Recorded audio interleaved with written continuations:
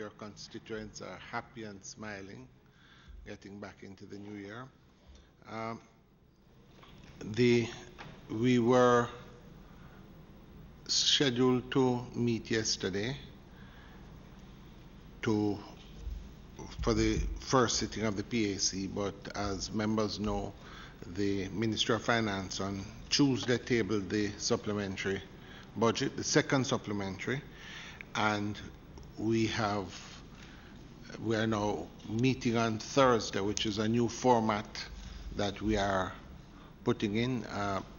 As members, we have had this discussion amongst ourselves that in the past, when we were having the meetings for the supplementary, examining them on the Tuesday that they were to be tabled, it was overloading the parliamentary system, and we were not getting the reports till 3, 4 o'clock. It was delaying Parliament. So members have obliged to meet on Thursday. That gave us the time from the tabling on Tuesday to examine the estimates and to then have the deliberations today, give the staff time to properly do the report, for us to review the report, and the report will be tabled in Parliament on Tuesday.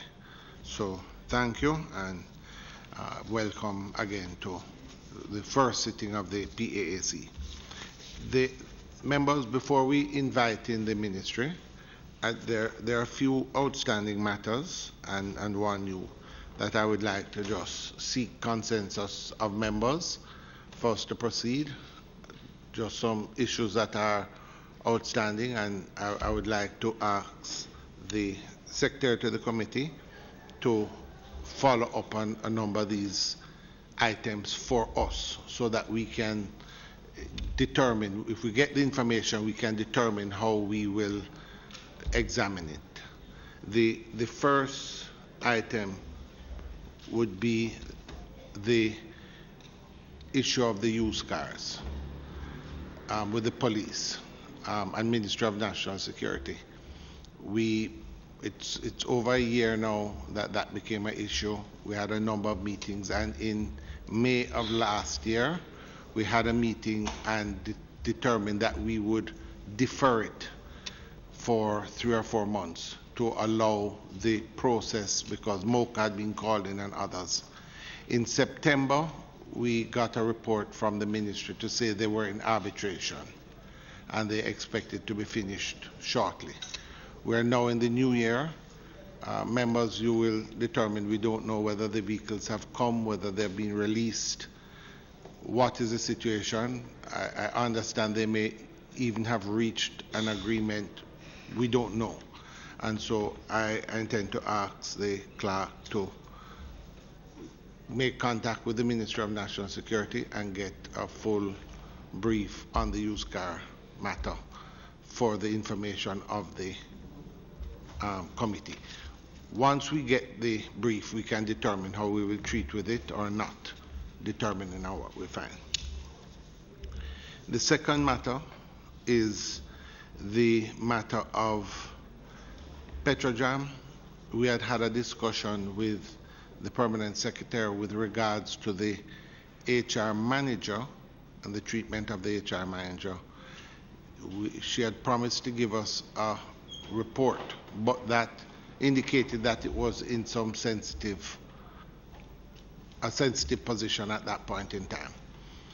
We have subsequently heard in the media that there has been a separation. I think that the committee necessitates at least a report to indicate what were the terms of the separation and how it was dealt with, given all the discussions that were had here at the committee level.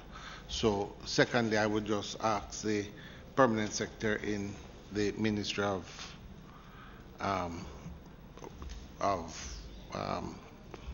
Energy, with responsibility, yes, of economic growth, etc., to give us a report. Mr. Chair, with your permission, yes, we had, as you said, regarding the HR manager, But we are also aware that there was another quote-unquote premature termination that was part of the maladministration that came to light, which was the general manager.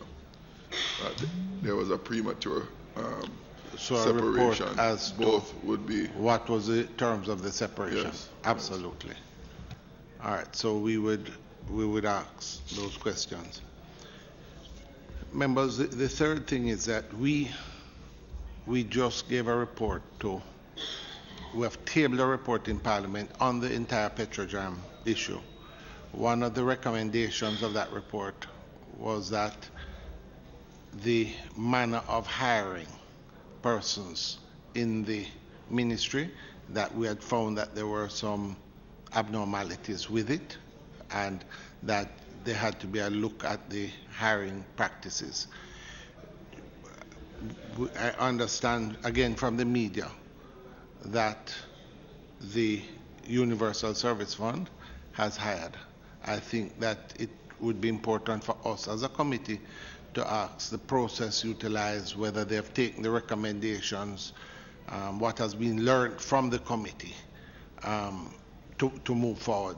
Therefore, a report on certainly on that and any other of the new areas where we found discrepancies in the past, whether or not they're taking our recommendations on board.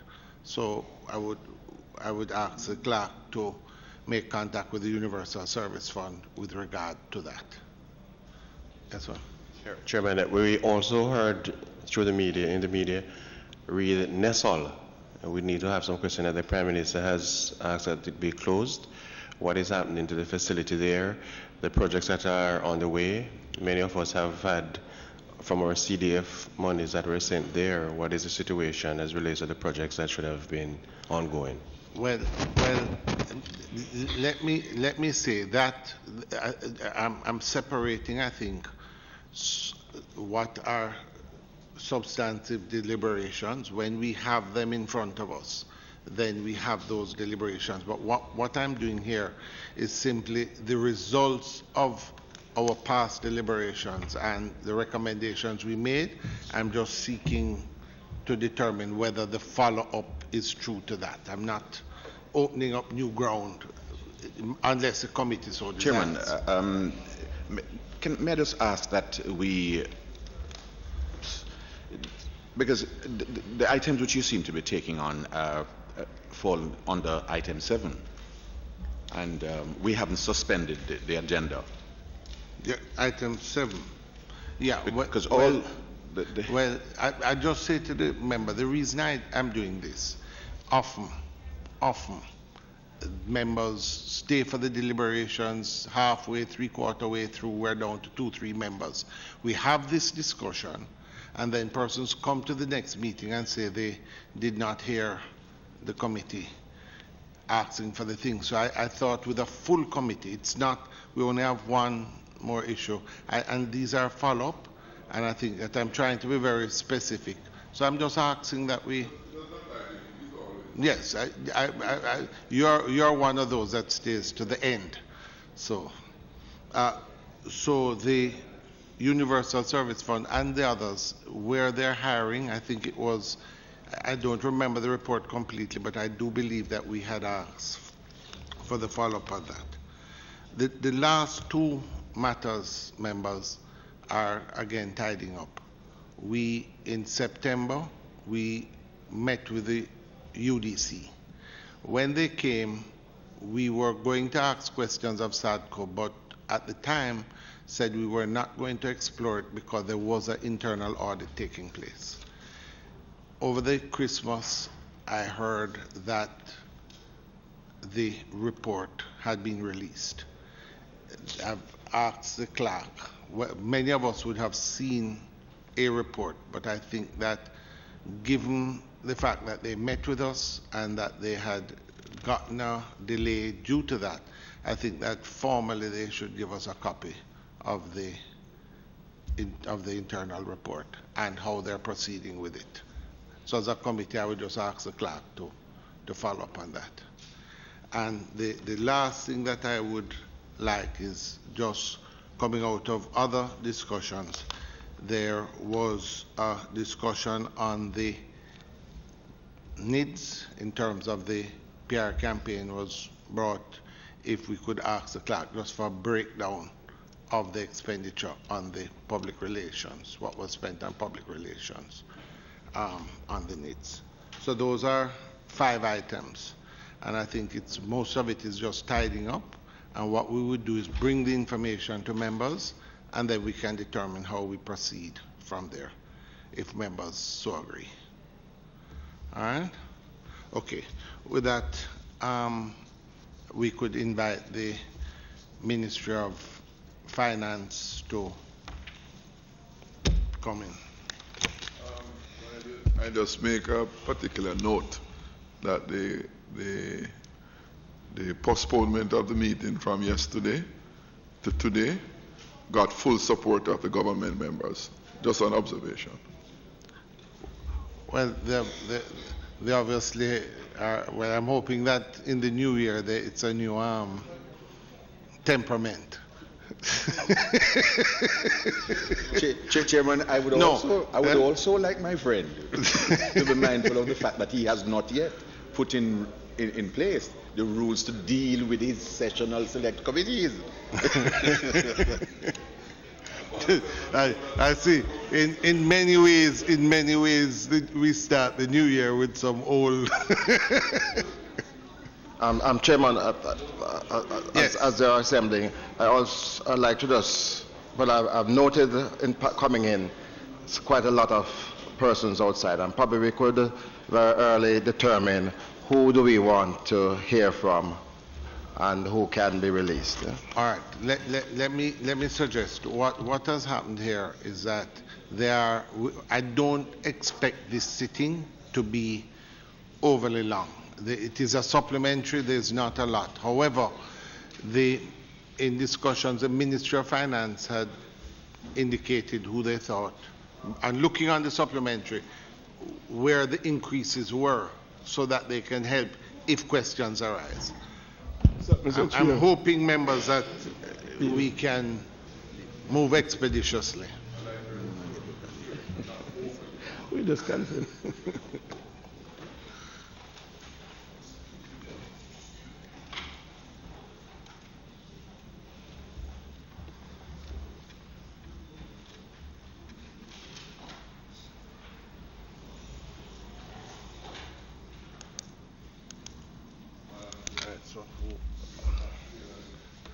So we have, you know, yes, you know, we can just put your name on the chair.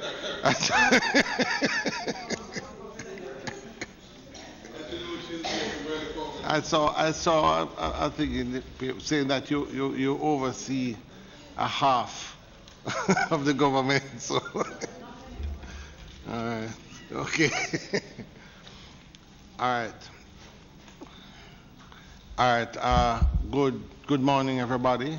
FS, good morning again. You're here for the supplementary. I would quickly turn it over to you, certainly to introduce.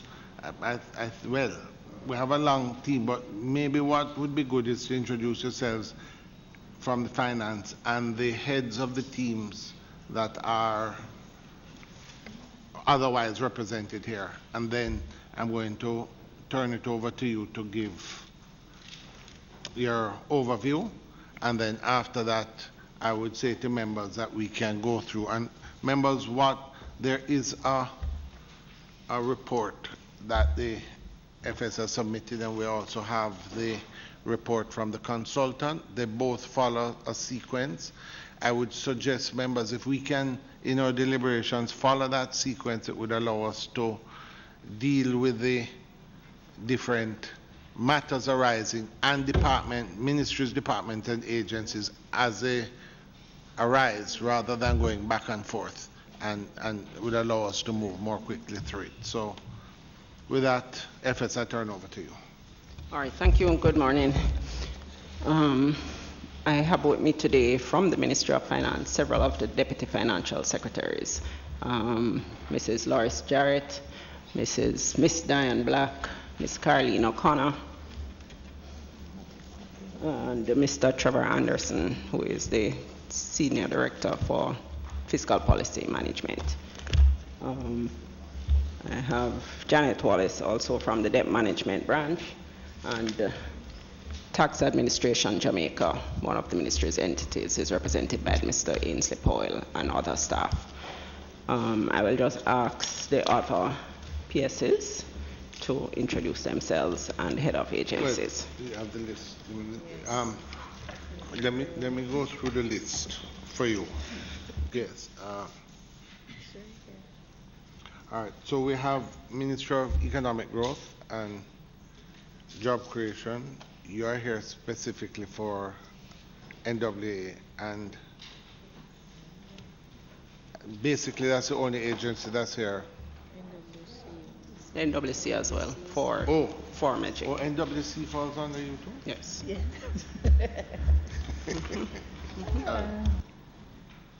Okay, and who is here with us from NWA? Oh, yeah, I see you're also in your seat. and President, yes. Okay. The Ministry of Health. Morning. All right.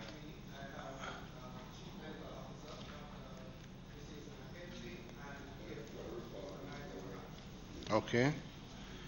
And the National Health Fund is also here? Okay.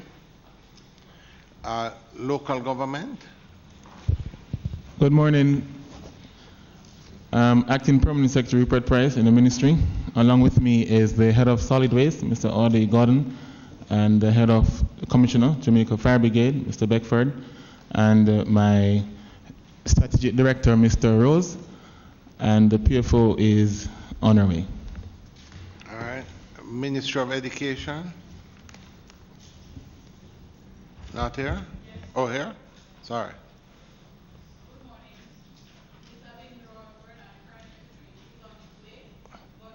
Currently here is Ms. Sonia Banton, the Principal Finance Officer, Dr. Grace McLean, the Chief Education Officer, and Mr. Kerry Brown, the Director of Technical Services. Okay. National Security?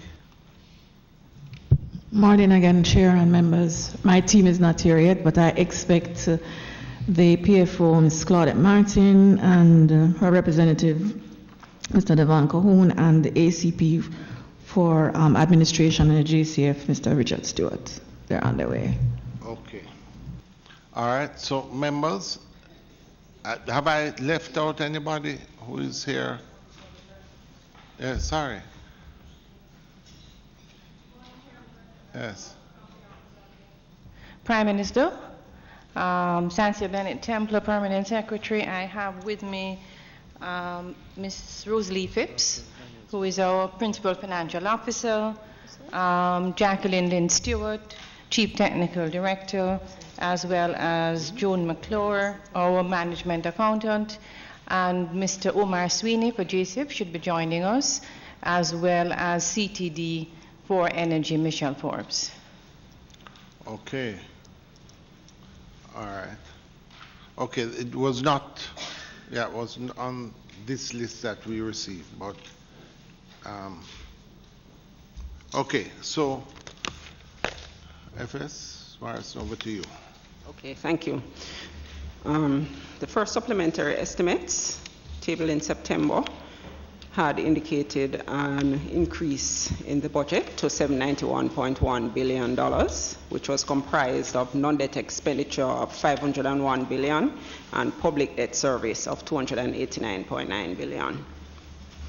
The second supplementary estimates, tabled on Tuesday, indicates an expenditure of $802.5 billion, which is an increase of $11.5 billion over the first supplementary. and it's comprised of non-debt expenditure of 516.9 billion and public debt service of 285.7 billion. The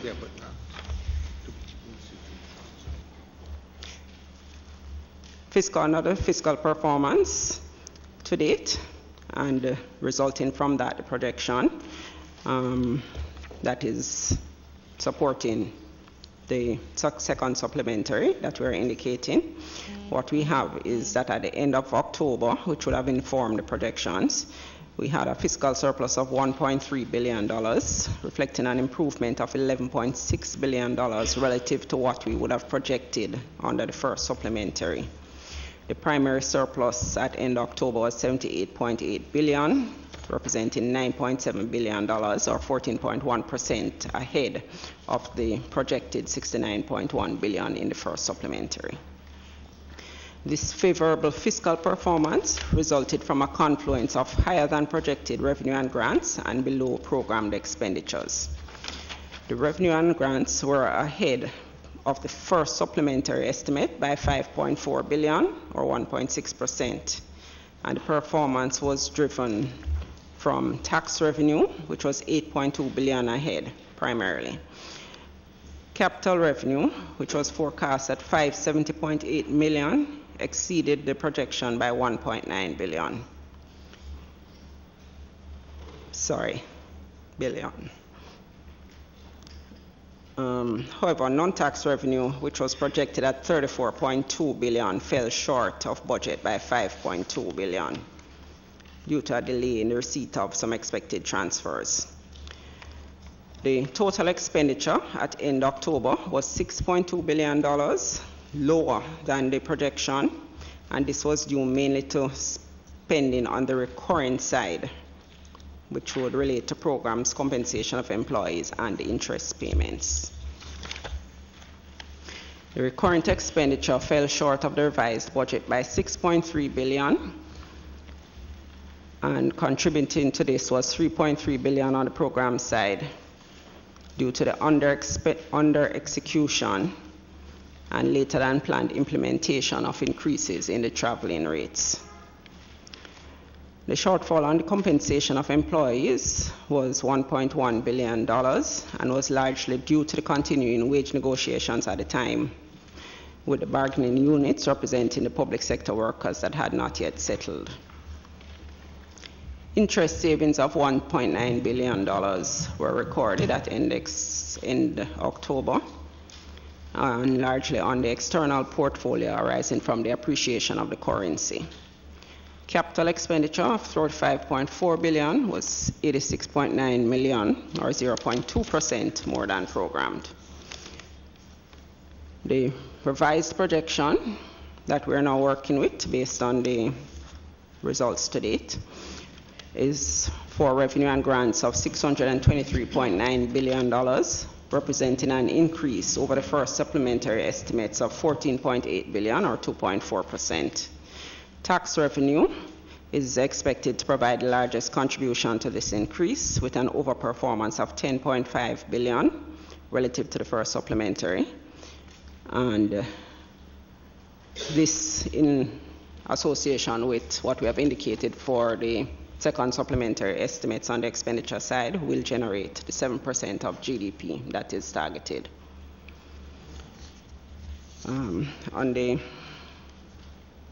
Moving to the details of the supplementary estimates. On the non-debt expenditure budget, we are indicating a net increase of $15.6 billion, or 3.4% higher than the first supplementary estimates. The revised amount includes recurrent expenditure of $446.3 billion and capital expenditure of $70.6 billion. The current expenditure is indicating a net increase of just under $12 billion, and this is 3% above the first supplementary. The main areas comprising this $12 billion, just under $12 billion, relates to $2.6 billion for the mitigation and road maintenance. This includes $1 billion for the special constituency-based mitigation program, targeting bushing, cleaning of drains and gullies, $200 million for other targeted gullies, $150 million under the emergency repairs program, $1.2 billion to facilitate rehabilitation works on select roads, and $50 million to improve road safety through the marking of roads and improved signage. There is also $2.614 billion for the settlement of domestic arrears, and the domestic arrears being settled include $1.24 billion to clear domestic arrears to suppliers of goods and services, and $1.388 billion for public utility arrears. There is $963 million for representing an increased subvention to the University of the West Indies, the University Hospital of the West Indies, and the Norman Manley Law School. $1.045 billion is also included it includes allocations to the National Solid Waste Management Authority for operating expenses, allocations for special cleanup of major towns during the Christmas period, and a special allocation for Christmas garbage collection. There's $1 billion that is to support the National Health Fund in the provision of pharmaceutical services in the public health system. This is on an MOU with the Ministry of Health. The NHF undertakes procurement, warehousing, and distribution of pharmaceuticals and medical sundries, as well as the retail pharmacy operations of DrugServe on behalf of the ministry. There is $2.069 billion to the police department to meet non-wage payments, including amounts for enhanced security measures and a newly created public safety and traffic enforcement branch. We have a further $1.5 billion in the supplementary under recurrent that relates to $300 million for the Ministry of Health's expanded response to the current dengue outbreak, $425 million to clear outstanding vacation leave payments to employees of the former Jamaica Customs Department and Tax Administration Department, and $325 million an outstanding refund to the Spectrum Management Authority. The second supplementary also provides for the reallocation of some amounts. Included in this are funds which are allocated under the Ministry of Finance and Public Service for the payment of pension benefits under the SERP program and for the increase in traveling allowance to public officers. So this is just a reallocation to the specific ministries as they were required. Under capital, the capital budget reflects a net increase in expenditure of $3.6 billion or 5.4% over the first supplementary estimates. This increase is due to an additional $7.3 billion, which has been allocated to the Major Infrastructure Development Program. The net increase arises because other capital expenditures have been reduced because they will not utilize the amount that was previously budgeted. Approximately $1.7 billion has been reallocated from the Southern Coastal Highway Improvement Project, as the civil works component is not expected to commence before the first quarter of 2019-20. Moving to public debt service, the first supplementary estimates had indicated $289.8 billion for debt service, comprised of $144.7 billion for the external debt and $145.1 for the domestic debt. The second supplementary provides for a decrease to $285.6 billion for debt service, and this is now comprised of $141.7 for external and 143.9 for domestic. The factors responsible for this reduction are the reduction in the Jamaica dollar payments due to the appreciation of the currency and a further decline in the treasury bill rates from the point at which we did the first supplementary. The self-financed public bodies. The self-financed public bodies are being largely impacted from the adjustments on the central government side. So we are expecting the self-financed public bodies to have an overall balance deficit of 17.7 billion, which represents an improvement of 2.03 billion on the deficit of 19.8 that was indicated at the first supplementary estimates. Contributing to this are $711 million that will facilitate the two MDAs that will facilitate payments to NWC, $1 billion to the Ministry of Health for the provision of pharmacy services, National Health Fund, already spoken of, $325 million to the Spectrum Management Authority, $30.7 million to Montego Bay Metro to cover a shortfall in operating expenses, and $10.5 million to the JUTC also to meet operating expenses. That is essentially it. We did provide the capital and recurring tables indicating the changes. All right. Thank you, FS. All right, members, if we could take it in sequence, we could probably move through fairly quickly. So point number one, which is I'm certainly asking if there are any questions on the issues. The non-debt, the total increase. Yes, Member Jackson. And then I have Member Paulwell. Thank you, Mr. Chair. Good morning to all our colleagues in the public service, and all the best for the new year. FS, in your submission, 3.4. All right.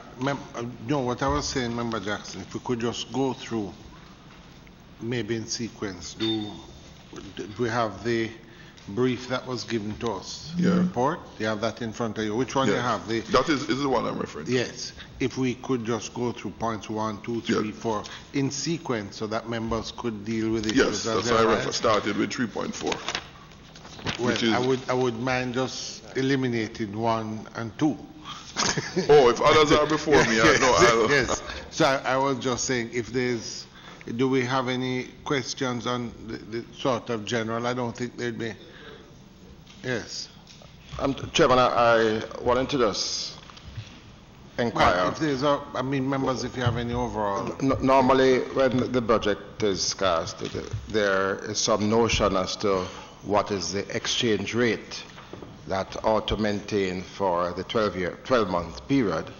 The Permanent Secretary has mentioned some benefits flowing from revaluation, but today we are at a point where there has been depreciation.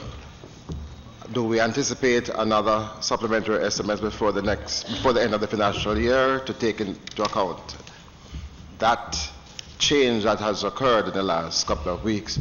Or what is the prognosis from the Ministry of Finance in relation to the value of the Jamaican dollar this time? Okay, so we are not suggesting that what you're seeing now, that we will need a third supplementary to address that. We have factored in what we are seeing now. But what we had previously had represented a change over where the budget was done. So we have had to make yet another adjustment based on what has happened since September, when the first supplementary was done. So it would mean that you have a clear idea as to where the dollar is going? Well, we have an estimate of where it. Wow, that's amazing. an estimate. I didn't say a clear idea. Yes. All right. If no more questions on item 2, we move to number 3, Mr. Jackson, the fiscal performance and projected outturn. Yes, I'm at 3.4.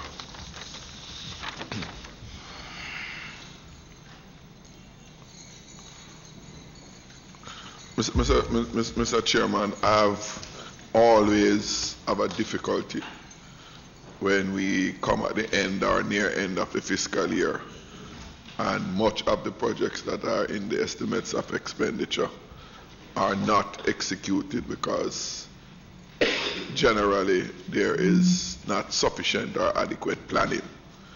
And the simple and straight negative of that is that other areas of the economy, of the society that need funding, is denied.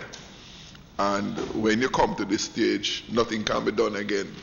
And you have gone through all the worries that you could have avoided because the project planned for and funds allocated for is just not executed. And that is reflected in item 3.4, where we have items 3.3 and 3.4. Yeah, 3.3 and 3.4, and specifically at 3.4, you have $3.3 billion of allocated funds throughout the fiscal year that was not utilized, though they were allocated in the estimate. So I really just raising that as a ongoing concern of mine, and it is reflecting poor or inadequate project planning. Don't put the item in the estimates of expenditure if sufficient planning is not done to warrant the allocation of the funds, because we know we don't have enough resources to deal with all the needs that the country has. And when you give to one, you deny the other. And that's my simple point. And especially for me, I'll come back later on, but when you come to that item, is the national security, where nobody can say that there is no need. We are in a state of emergency for 1 year in one parish and almost half a year in other parts of the country. It cannot be that everything needed for national security is in place or adequately provided for, and therefore it represents a lack of inadequate or adequate prioritization of our urgent needs. And I know the Permanent Secretary and the Ministry of National Security will concur with me on that, because no doubt many things have come to her that she has been unable to respond to. Simple thing, Mr. Chairman. We heard about the condition of detainees, and some response is that, well, it has always been that way in the police station. And it's not the police station condition for just the detainees, but the police station condition for the police men and women. I go to some police station and see the conditions that they live in. The sleeping quarters, the administrative quarters, deplorable. None of us sitting in here on either side of this aisle will take comfort in dwelling there. And we hear lack of resources, but in this instance, $3.3 billion go unspent. No, there are some police stations provided for, but there's a lot that are not provided for. And I can vouch for some, even in my own constituency. Right? So it is all about how we plan and how we allocate, and that's the crux of my concern, Mr. Chairman. Okay, essentially the shortfall at October in terms of the programs is largely a timing issue. So where certain things were expected to happen by end October, they did not. An indication of what's in there is, for instance, the traveling increase. So that has since happened, but it's really a timing that will correct itself. It's not that the things are just not going to happen for the year. Yes, I know, Mr. Chairman. It says that was the 3.3 was made up of the traveling too. That wasn't. So yes, it is not all of that. right? It's in the document. You speak for yourself, right? So the point, as we go further, we will see, because even with those stark shortfall in allocation for the security forces, where you have a surplus, your collections are way ahead, your expenditure are way below this year, but you have those situations prevail in the national security portfolio, notwithstanding. That's my simple point. This is only, the point I raise here is only one component of it. Yes. Okay, so as indicated, we are looking at a timing problem up to October. As the year moves on, the previously budgeted amounts, for the most part, will be utilized. In terms of the new supplementary that has been put forward, as indicated earlier, we intend to still meet the 7% of GDP. So it is not that we have funds that are coming in that will not be utilized. We have adjusted the budget to still meet the 7% of GDP with the additional revenue that we're looking at. Member Thank you. I think the Financial Secretary has in fact answered. I do agree with my colleague that we need planning, but I do think that we have good planning from our technocrats, and there are plans afoot. But when you start something and with the best of intentions, you have a plan in place, and something turns up, as a country, as a government, we have to react to this situation and respond.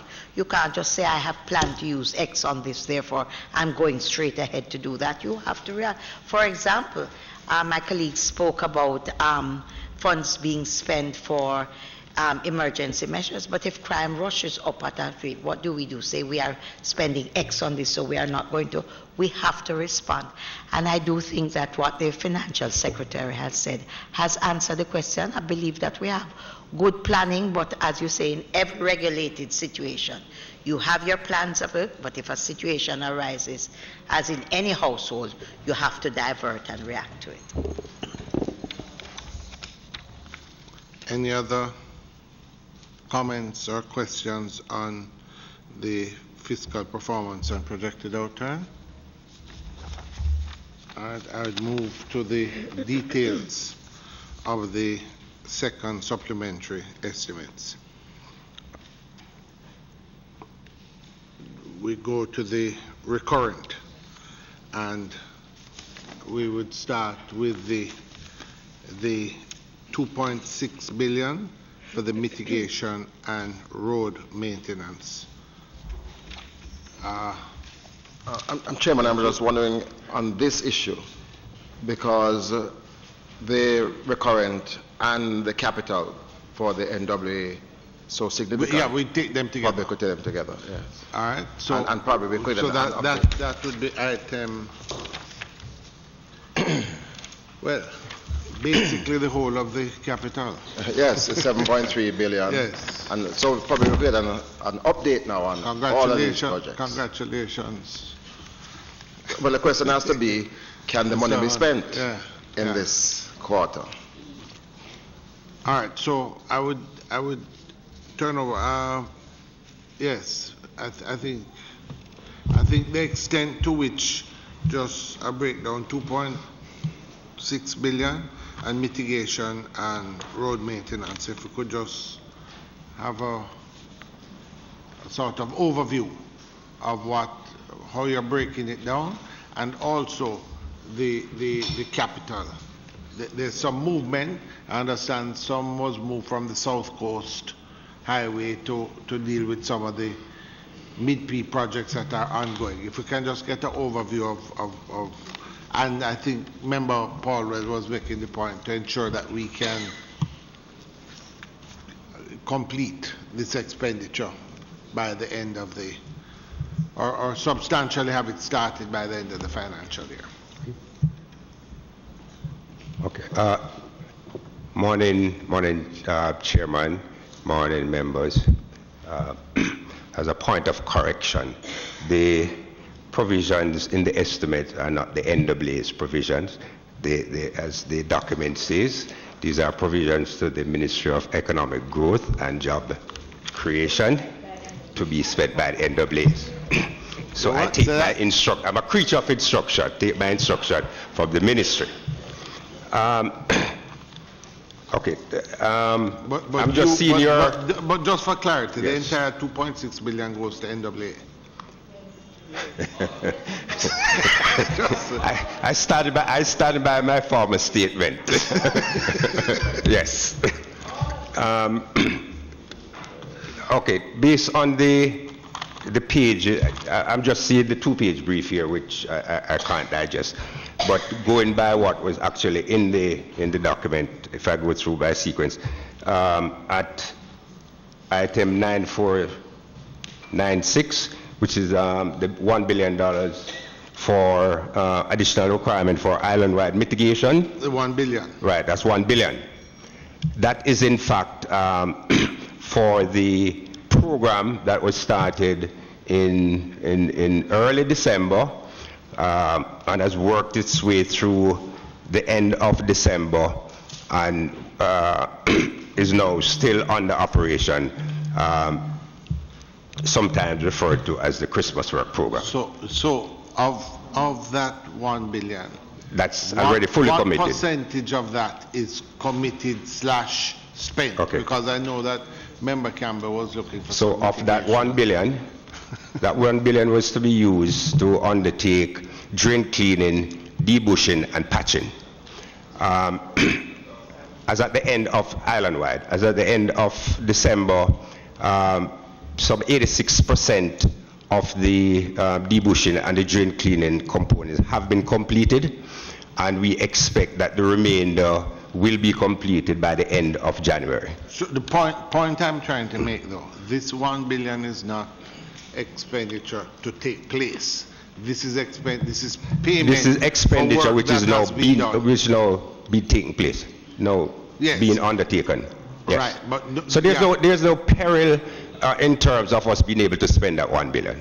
No, that very much. I'm just making the point. I'm only saying that this is not expenditure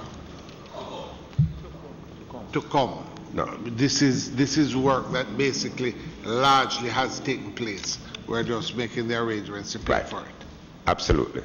Clear.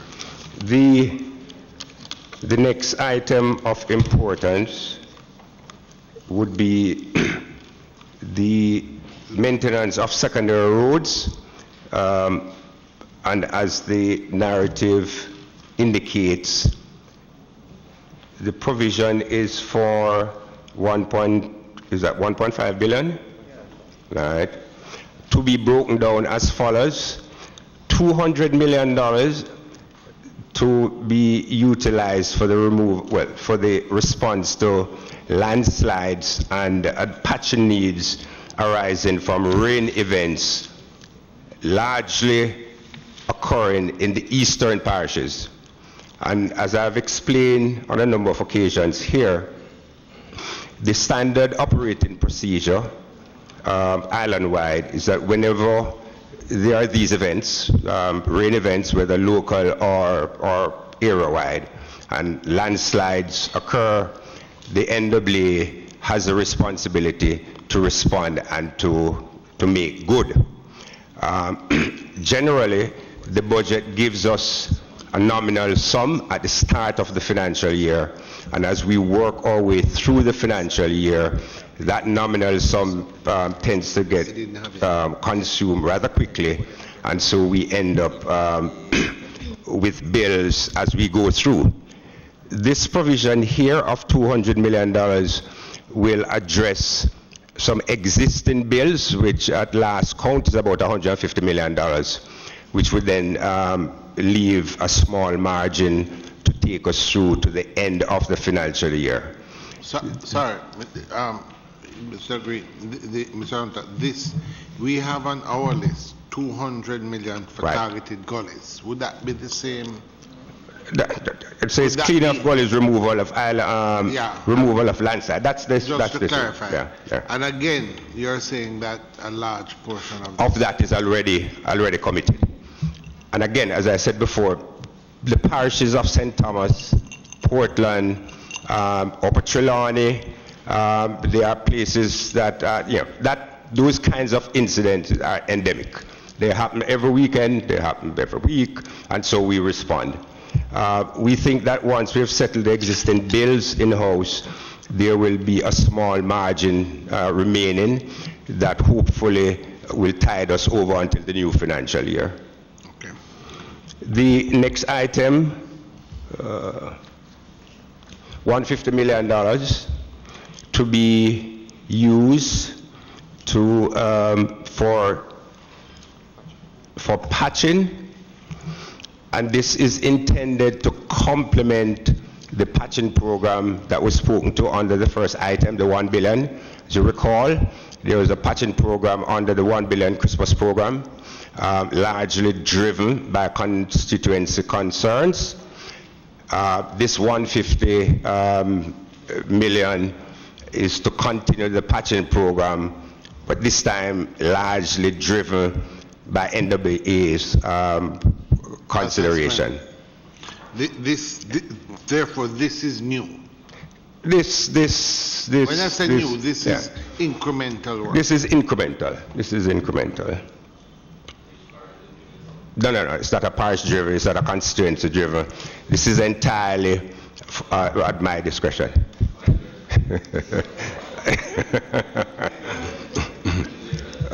Entirely at my discretion. Yeah.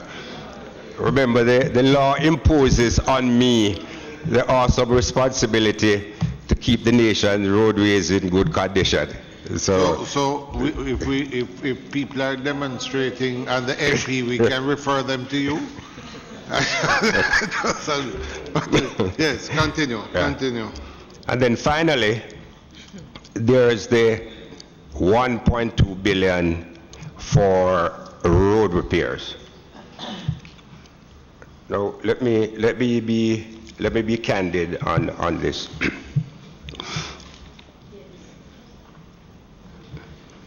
Recently, we undertook a needs assessment.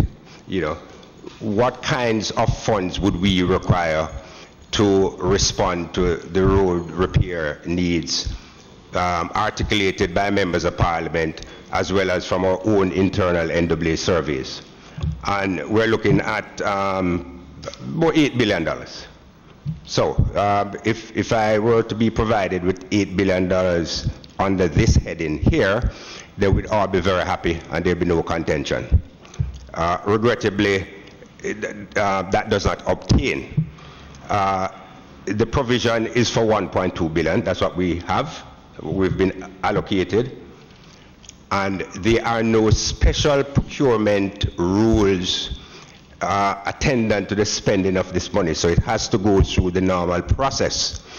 And as Member Jackson pointed out a while ago, good planning will require that we identify the projects to be done under this heading, the costs for these projects that we will implement under these heading have to be of such magnitude to fit into the procurement process. And in case anyone has forgotten, any project in excess of 40 million Jamaican dollars has to go to the NCC by way of the sector committee. Any project in excess of $60 million Jamaican has to go to cabinet.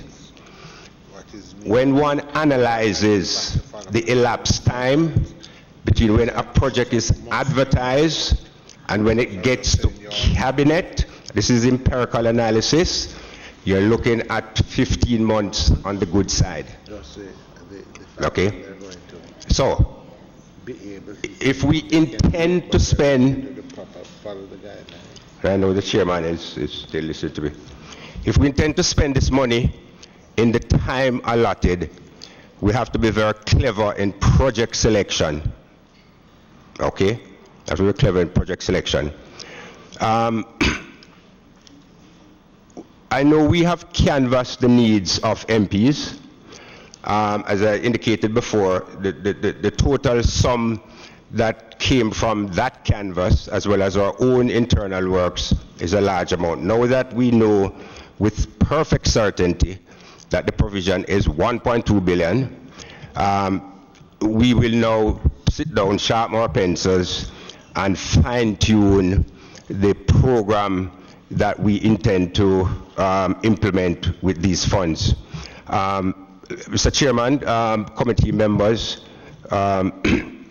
with your kind consent after consideration, I propose to do our internal work and finalize this program list and to have it sent in writing to the committee by no later than Wednesday of next week. I crave your understanding to allow us to go through that structured methodology so that when we produce a list, it will be a list that reflects the characteristics I mentioned before. Because if the list has projects in excess of 50 million, 60 million, or whatever, we will not be able to do them within the time. Mr. Chairman, I'd just like to add to what the CEO has said, that, and we know that members of parliament, they were canvassed in terms of requirements in their constituencies. And we got the shopping list, and it is significant. It's significant more than what the Ministry of Finance can afford at this particular time. And so what we have to do now is to sit down and probably go back to the members of parliament to share with them what they... in regards to that canvassing that you're speaking of, yes. How was that done? The Minister of State had that responsibility, that members of parliament would be canvassed. I know that some information came in late, I was told, and so we'll have to now sit down, look at the list, look at priorities, and also consult again with members of parliament to determine what the priorities are.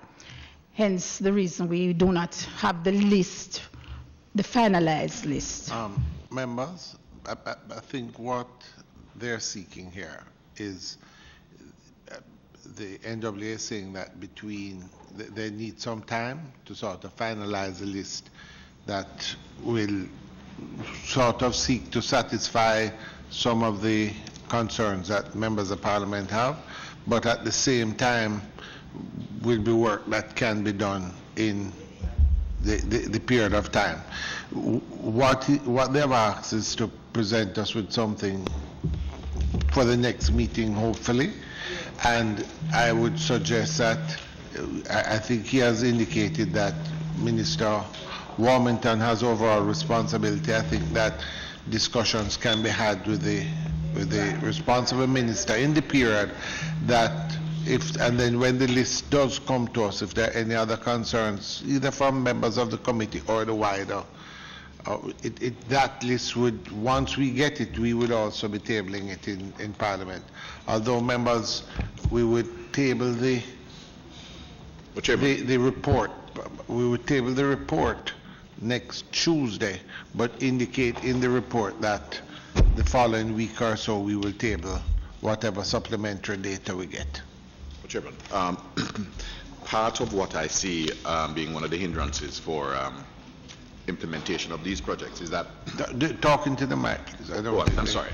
Part of the difficulty I see with the implementation of the projects is that, as Mr. Hunter said, $40 million, which is in another place I heard a certain gentleman refer to it as peanut money or chicken feed. $40 million which having to go to sector and $60 million. I'd just like to ask Mr. Hunter. No, sorry, I'm not. Could you repeat that? I'm not. He said $40 million. If you have a project which is slated to cost $40 million, it has to go to the sector committee of the. Yes. Yes, but isn't there? Could we not make a recommendation that this Parliament suspends the operation of that particular procedure to deal with the expenditure? Well, Well, no. Let me just say this. No, Member Campbell, I don't say, but I think that the relevant minister with responsibility, if he feels that is necessary, would go through the normal channels. I don't necessarily feel that the NWA, I may be wrong, I don't feel that you have a problem. You're just sort of outlining the guidelines for this second supplemental, which has a time constraint on it. Yeah. If there's no problem, if you don't see a problem with it, I suggest that we just proceed. Yeah, but let me just clarify to make sure. Chairman, I'd mention that the provision of these funds is not accompanied by any special procurement rules. So the same, the existing procurement rules apply.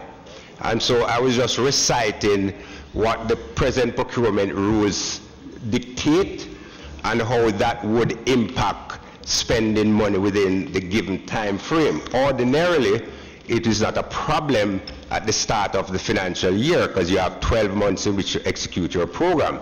But when funds are provided precipitously, and there's an expectation that they will be spent and spent judiciously, there's a certain peril.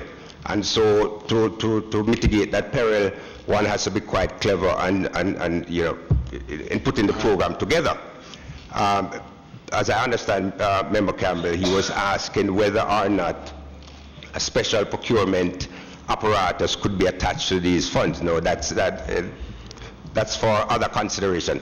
Suffice it to say that Minister Warmington has raised the possibility of increasing these thresholds, but that's a government-wide consideration, whether the threshold should be raised. Because right now, as it stands, we can direct contract up to $2 million, that's it, $2 million. Anything between $2 million and $10 million, we can use limited tender, utilizing at least 3 contractors. Anything above $10 million, you can use limited tender up to 30, up to 20 million, but you have to use 5 contractors, and anything above that has to go to open tender. And the prescription for open tender is that it has to stay out there for 14 days, or 21. So it tells you what it is that you can achieve within the given time frame. So project selection becomes very, very important in this case. Member Paul, already had a comment. Yes, I'd like to make a recommendation, because this issue has become, especially when we're so late in the fiscal, contentious as to who determines what roads and the process. Mr. Chairman, we have $1.2 billion. My recommendation is you have $8 billion worth of projects. So all of us would be interested in that $1.2 billion. If each is allocated $20 million, it solves the problem of your doing the allocation. Members of Parliament who know what roads need to be fixed can identify 2 roads each, and through the limited tender process, complete the requirement for procurement, so that by the end of the fiscal, you would have been able to spend this $1.2 billion, and you would not have the quarrels about allocations across the country. I think it's the smoothest way to do it, Mr. Chairman, at this stage in the fiscal. Really and truly, I hear my colleague, but really and truly, what he's proposing is really not realistic in terms of what is there. Because if you use $10 million on any one, 20 on any one road that is particularly bad in some areas, what are you? It's a waste of funds. So you're not even getting to where the problem truly lies. Oh, you need to come to see. We have roads. How are you going to fix? Hold on. I'm talking about rural roads where we have slippages and rain and deep potholes and roads have not been done.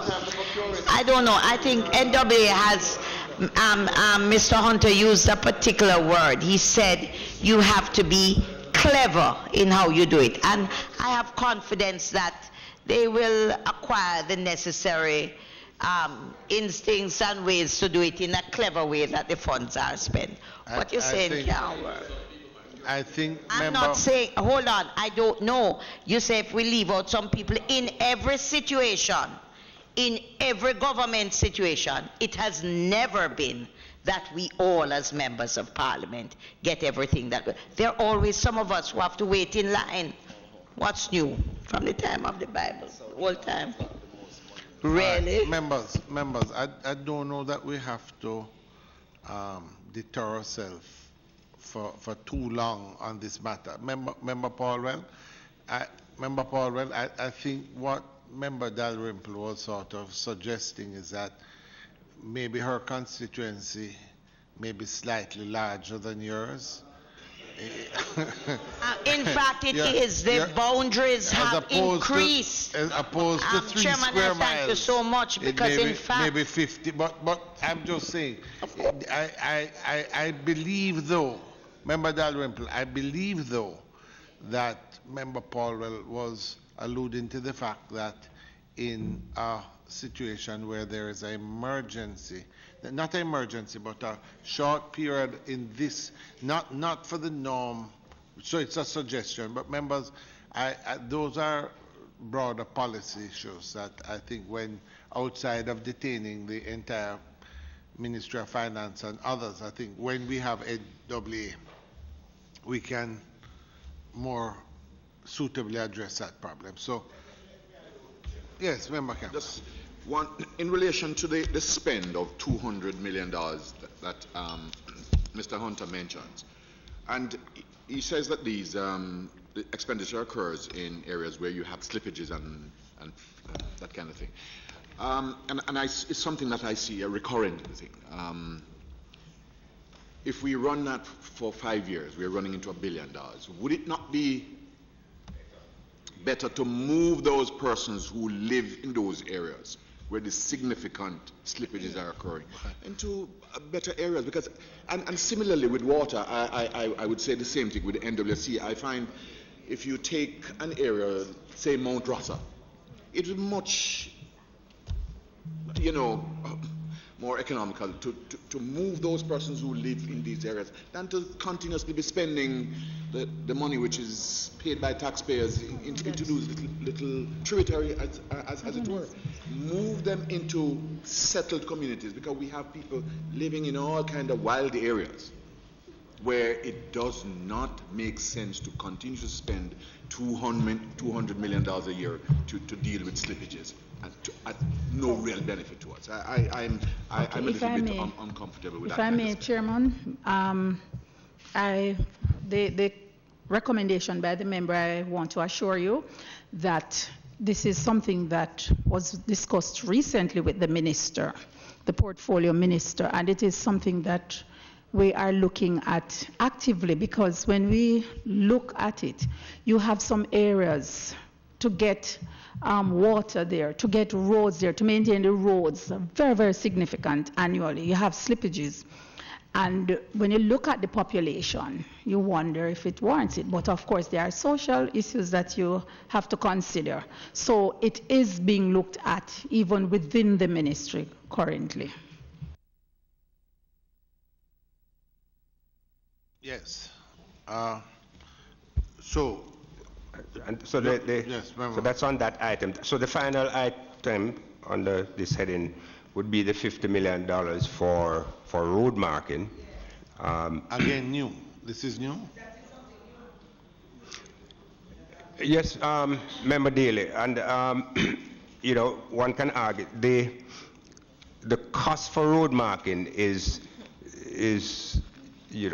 insignificant compared to the cost of a road. However, the pluses for road marking are significant. You drive along the North Coast Highway at nights and it's really perilous. And so we argued for, and we are happy that we have been given this provision.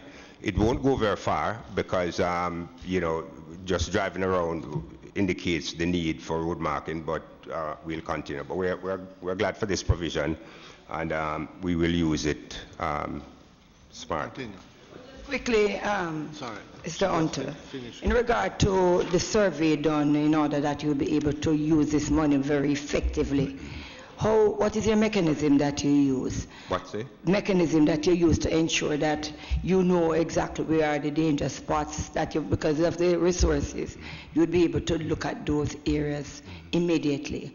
But I don't know if you could just share with me the mechanism that you use in regard to coming up with where you would want to go now and what can stay until later. And the other thing I would like to find out is, I don't know if you have anything in the supplementary to speak to maintenance of road signs, the cleaning of road signs and to maintain them, because we have a number of road signs that are there now, bushes overgrown on it, and they are in a deplorable condition.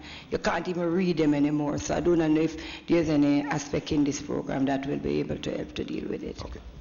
Thank you for those two questions. On the first one, how do we determine the roads to be marked? Let's start out with the basic premise. Every road is to be marked, and one of the things that we do now, every time we build a new road or rehabilitate any significant portion of an existing road, the road marking is part of the contract. Previously, it was done, subsequently, so we now build that into the contract. The indicators for the need for road marking tend to be fairly obvious, but in terms of prioritizing, we have a traffic department, and they do their traffic studies, and we, based on our field staff complement, we have fairly good eyes on all the roads under in our jurisdiction. So we have a fairly good idea, and so the traffic count, meaning the roads which are most frequently used, the number, for example, we know that Mandela takes 70,000 vehicles per day, Constant Spring 40,000 per day, and we have those numbers for all the main roads in Jamaica. And so we would prioritize based on that empirical evidence. Notwithstanding, we're always open to advocacy from local persons. We'd be happy to take your suggestion. And what we can't handle under this provision, then we will roll it in. The good thing is that we're almost at the end of this financial year, which means anything that we get now, which we can't accommodate, has a good position in the line for the new financial year. So, we'll take your suggestion. In terms of road signs and other road furniture and keeping them in good stead, yes, we recognize the need for that, whether it be crash barriers or road signs, you name it. Yes, there's a need for that, and to the extent that monies are provided, I keep reminding people, the NWA, we are a cost center. We don't earn our own revenue. We spend through the generosity of the Ministry of Finance. So to the extent that we are provided, we will address those needs. Just a mention, he threw out to my colleague about the road, just in a passing way. The North Coast Highway, Trelawney, where the markings are top, and it's a high-speed roadway. So for road safety, I would suggest that you look there. We recently did a section, and we now have a contract out to do, I think, Miami Bay to Discover Bay, and we'll be rolling that all the way into Montego. Thank you, Chairman. Through you to Mr. Hunter. Mr. Hunter. Yes, sir. A number of projects were in the pipeline were being done in phases last year, and I think when it came to South Manchester, we were about phase 2, shifted to phase 3. I don't know if those projects are still on the books as it relates to some consideration, because you know of my situation over there. We have spoken ad lib about those projects there. I don't know if they are still on the pipeline or they will have to be resubmitted. Wouldn't be capital still. Member Stewart, I have my copy of your love letter here. Yes, no, you won't need to resubmit anything. Anything that we have on the books for you now will roll. And again, based on our many conversations, you know, we would have loved to be in a position to move faster on all your projects, but you know, we take them a little at a time. But your projects are always under consideration, sir. Member Dunn.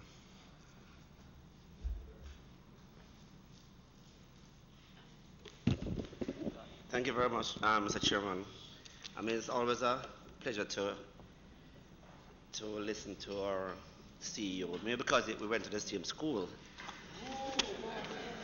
What is it? But in this 50 million that you have allocated for road marking, I thought Jennifer was going to make a point, which is something I noticed on the roads in particular. There are some areas that, you know, you have that arrow that you put in these corners or these places.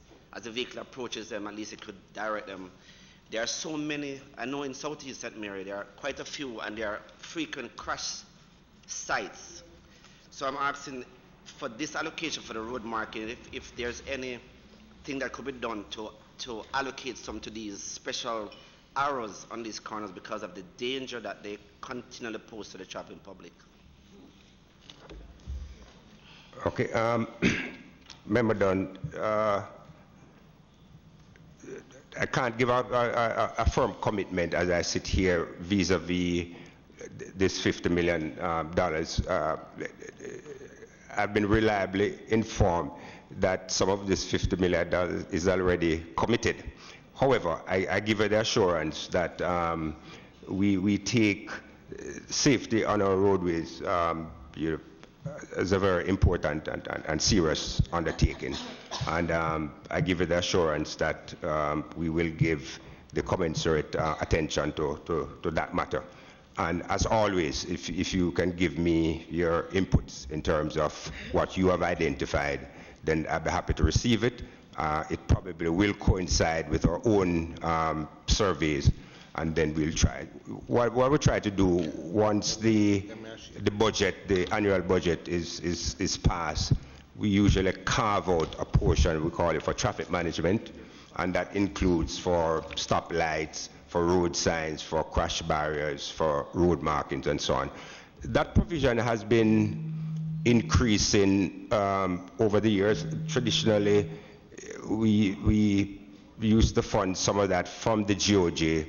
The road fund, the erstwhile road fund was a source of financing for that. Now that the road fund has been rolled into the consult fund, we want to still maintain that level of expenditure on traffic management.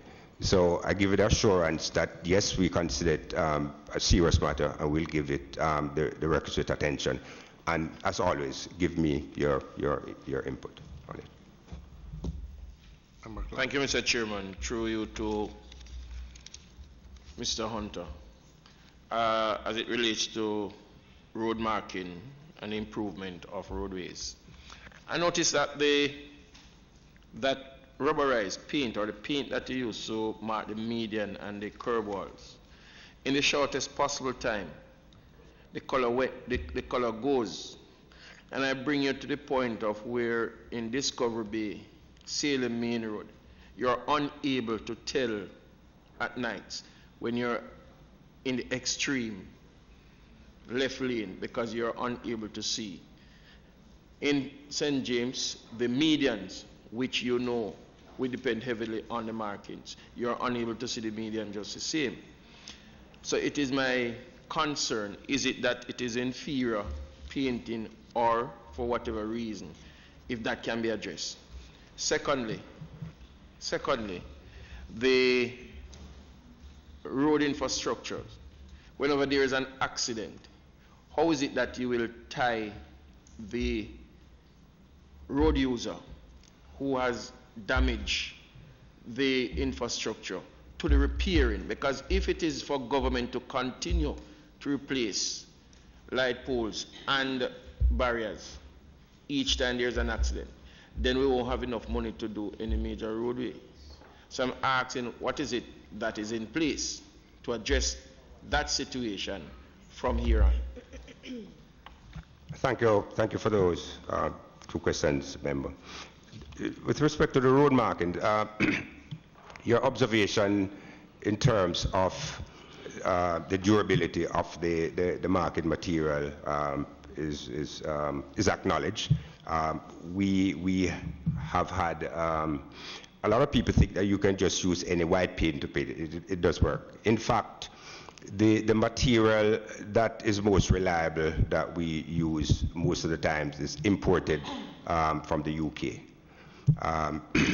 We have been trying to find local equivalent with varying degrees of success.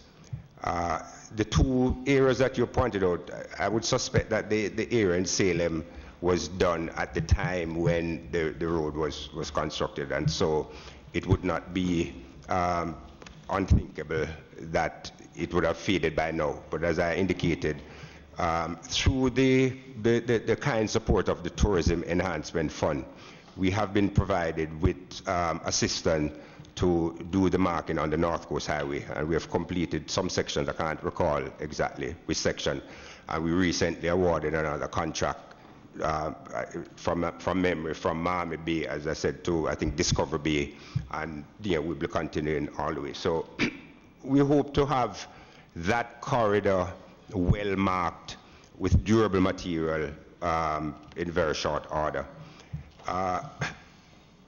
And we will continue our efforts to see if we can find the appropriate material locally. Because one of the problems with importing material, as the Minister of Finance knows, things of letter of credit and so on and so forth, that does translate into an extended procurement. So it is something that we're looking at as we go along. The matter of damage to road furniture and how the government recoups that. It's an interesting issue.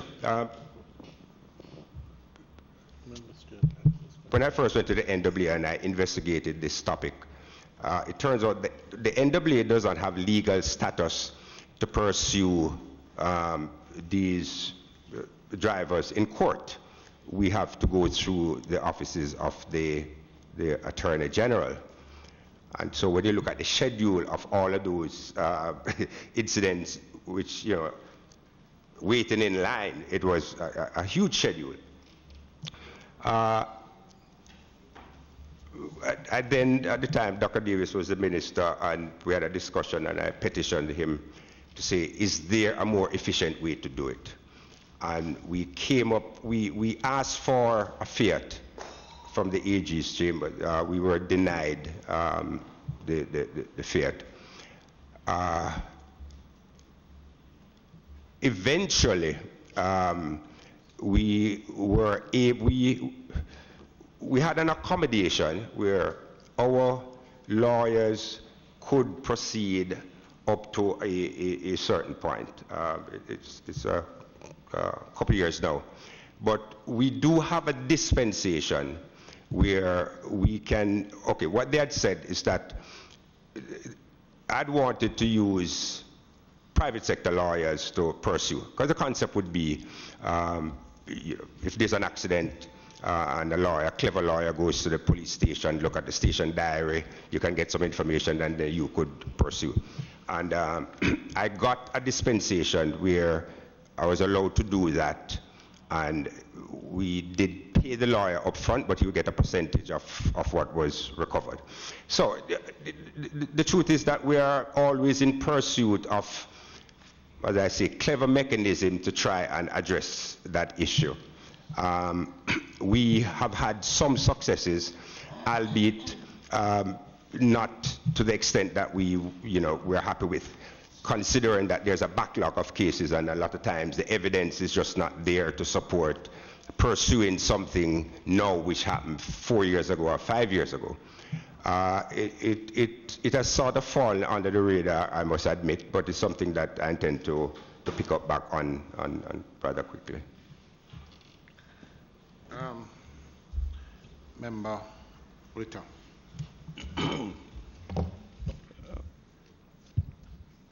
Mr. Hunter, sometime in September, October last year, some projects were advertised, tendered and advertised in the newspapers. Could you say what is the status of those projects? Might have to be a little I more read, specific. I saw some. I saw Such some, as you want to. Mr. Witter, we advertise a lot of projects. I crave a little more specific. I think this may be a discussion you could have after. Yes. All right, we'll take it after. Yeah, yes. yeah, sure. Yes. Member Sure. Campbell. Thank you, Chairman. Just to follow up on the point my friend made in relation to the the recovery of the sums lost, may I just suggest that you take the approach. I don't know who it may be that I don't know the appropriate agency that would deal with it, but no. Well, in terms of the imposition of levies, it would be finance. That the insurance companies, which are under an obligation to insure vehicles which are on the roadway, if you determine in any given year how much it is that you have lost by way of this damage, then you could impose a cess on the insurance companies, which because they're having a windfall because because there's no levy imposed on them.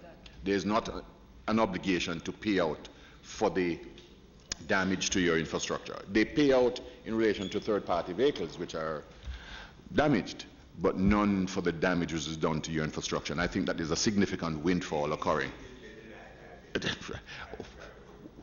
Well, but you will have so when you impose a cess, it doesn't take into consideration, any liability issues as to whether they are, so that is just shared.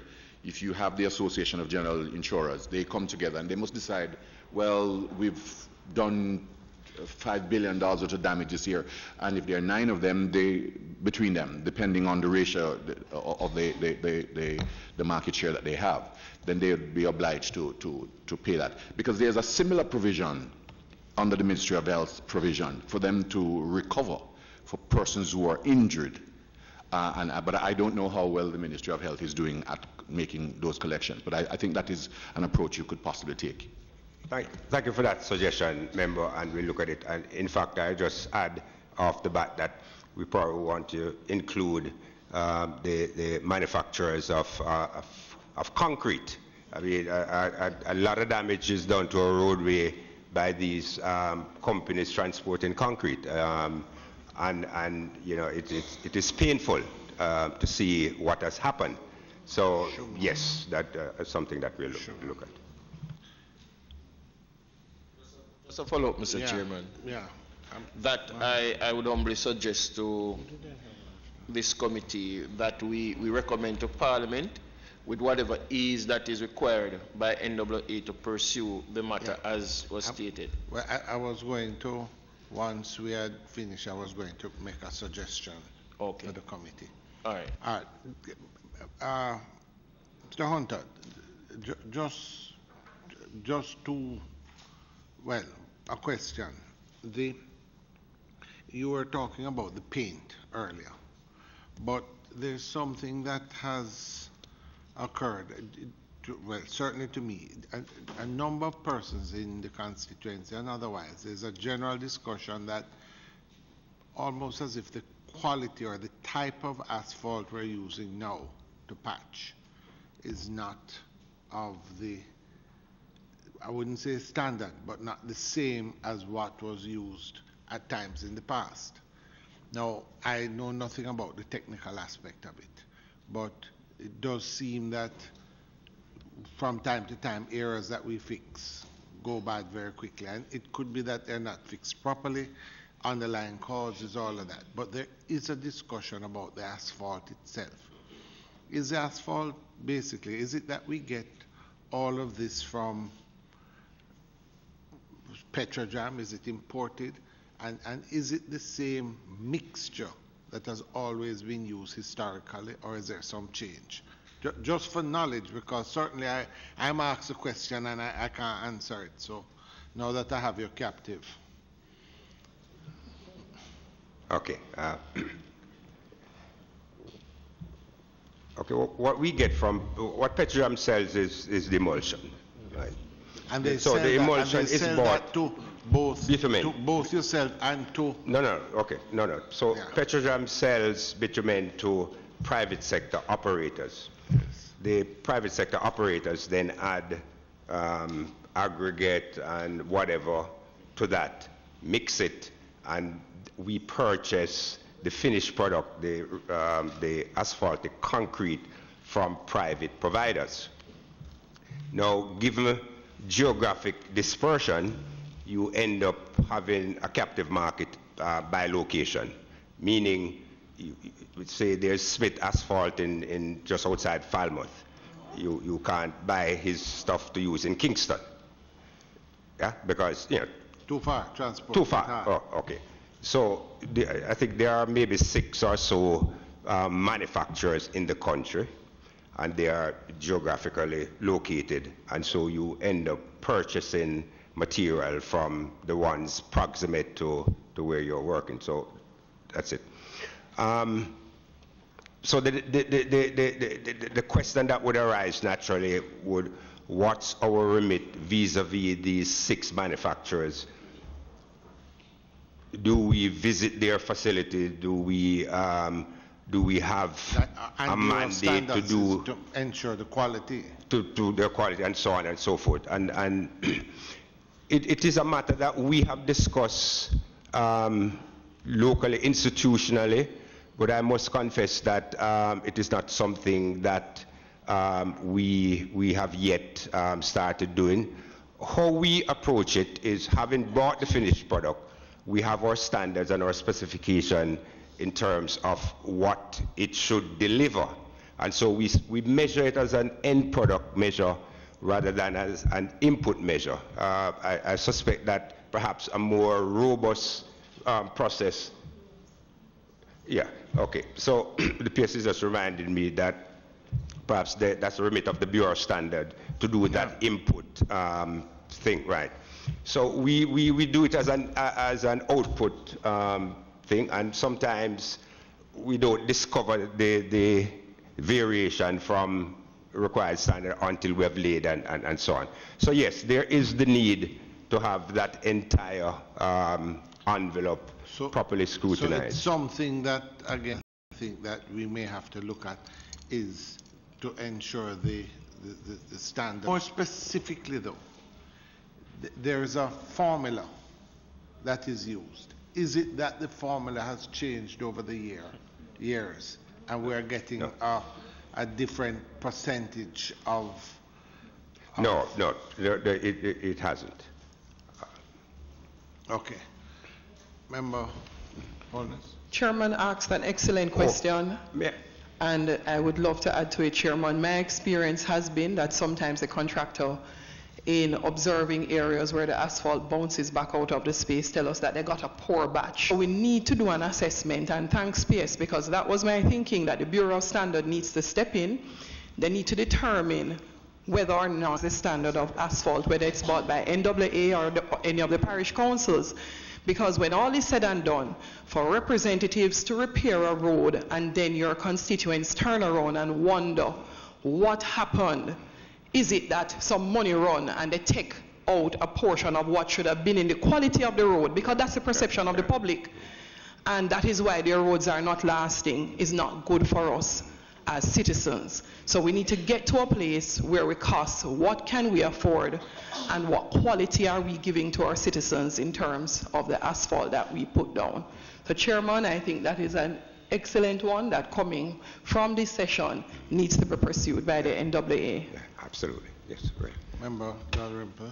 Thank you, Chairman.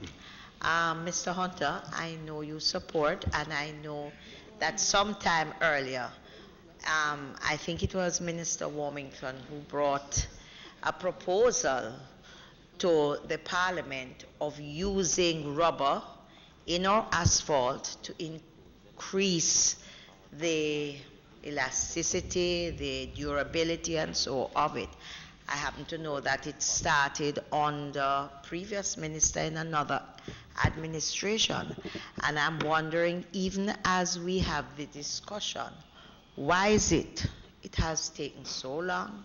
Why is it not at the forefront, since there have been so many studies that have indicated, and I know your agency has supported it. I know it has had the support of both the previous administration and this administration. And here we are talking about the quality, and we have moved forward.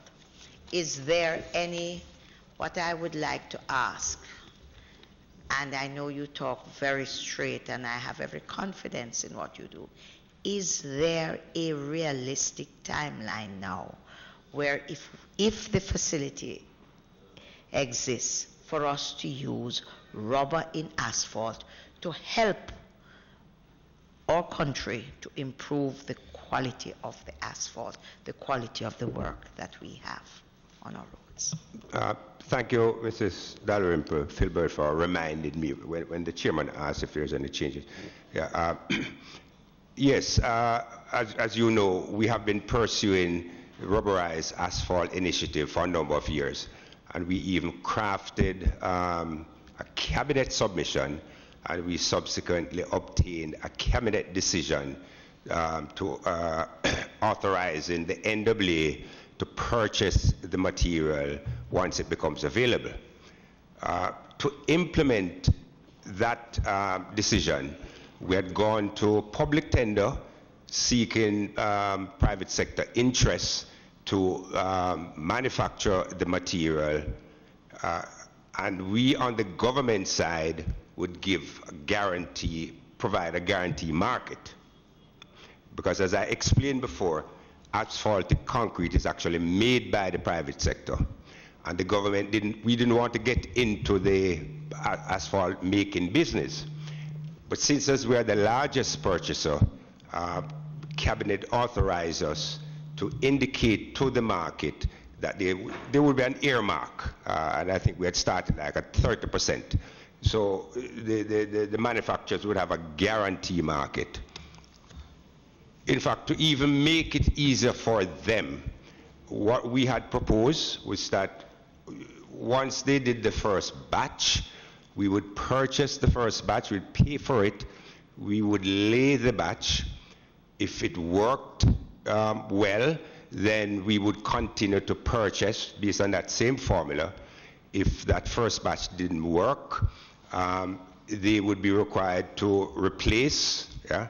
But at least they wouldn't be out of pocket, because we had to try and balance the scales. No, so give them insurance. Yeah, it's kind of insurance. Yeah. We went to public tender. We had initially we had 3 responses indicating the price at which they would do this. Eventually, I think we had settled on. Yeah.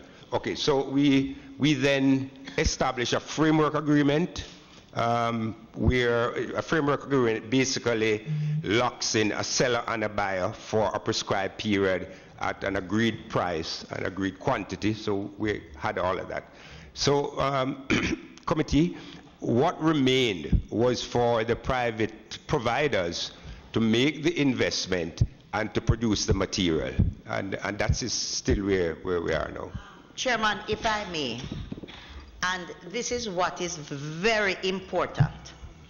We have private investors, major companies, large companies in this country, making good money off asphalt throughout this country for years and years and years. And here it is, and private sector always jumps at government. Government is not doing, government is not. I say it is an indictment on those who have invested in asphalt in this country, and I say so without any apologies, because the government has put a framework, a policy in place. It has gone to cabinet. There is a facility, and all of these people who own companies doing asphalt, not one of them have risen to the plate to invest in the machinery to do the thing. And the rubberized asphalt, and every day you get up and you hear government not, government not, government not. And these are companies who have earned large sums of money from government and continue to do so.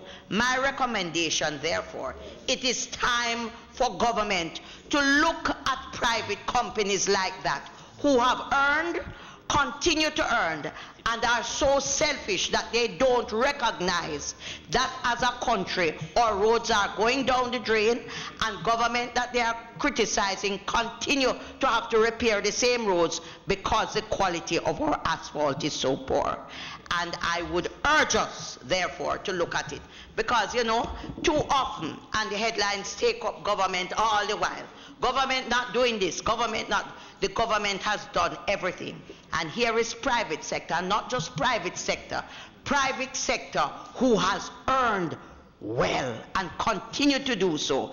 And the question, it begs the question, are they truly interested in moving our country forward and saving us precious funds in this area? And every day, we all bombard your office, we call you, you are probably one of the civil servants that, oh, everywhere you go, you're asking for the CEO of it, and this is not done properly and that is not done properly. But I say to you, it is time for the private sector, the investors who are in this field, to look at themselves and see where it is. And then I'm also inviting our government to look at the fact, because you can't continue to do this when you have the facility and we are all complaining about the quality of the work. It has gone to cabinet, it has come, and you put the tender out, and none of them have risen to the occasion. May I also add that one of the big pluses to that initiative, Chairman, is that it would solve the U-style thing, because so it's a win-win, in terms of that initiative. Isn't it an indictment then on the private sector that here it is, the government has done all that it needs to do, and all they have to do is use a little of the funds that they have earned from government and will continue to earn to make our roads safer and more durable. And the fact is, the tests have been shown that the quality of the roads in some areas have been responsible for some of the terrible crashes and loss of lives in this island, and none of them have risen to the plate. And I think it is time, and as a new year, that we should look at it. It's a disgrace. Member Val? I was waiting on the capital budget to ask questions, but just to add to this discussion, in the consideration of the quality of the asphalt and all of that, remember that the quality we used to have would have been measured, of course, by the time it takes before it deteriorates. Back in that time, we had a lot less vehicles on the road than we would have now. So naturally, any quality of asphalt we would have had probably 10 years ago probably would not last as long as the one we're using now, even if it's the same quality. So probably what we need to look at is probably trying to improve what we produce, or look at improved maintenance, one of the two. So in the consideration of that survey that you're doing now with regards to looking at the quality that's being produced, you have to look at the end product and how long it would normally last based on the amount of vehicles on the road. So I'll wait on the capital budget part for you to hear about that. Chairman, just briefly to Mr. Hunter. Sir Hunter, what is the possibility, what is the situation as relates to the concrete for road work? Where are we with it? Are we giving any consideration? Again, we have received lots of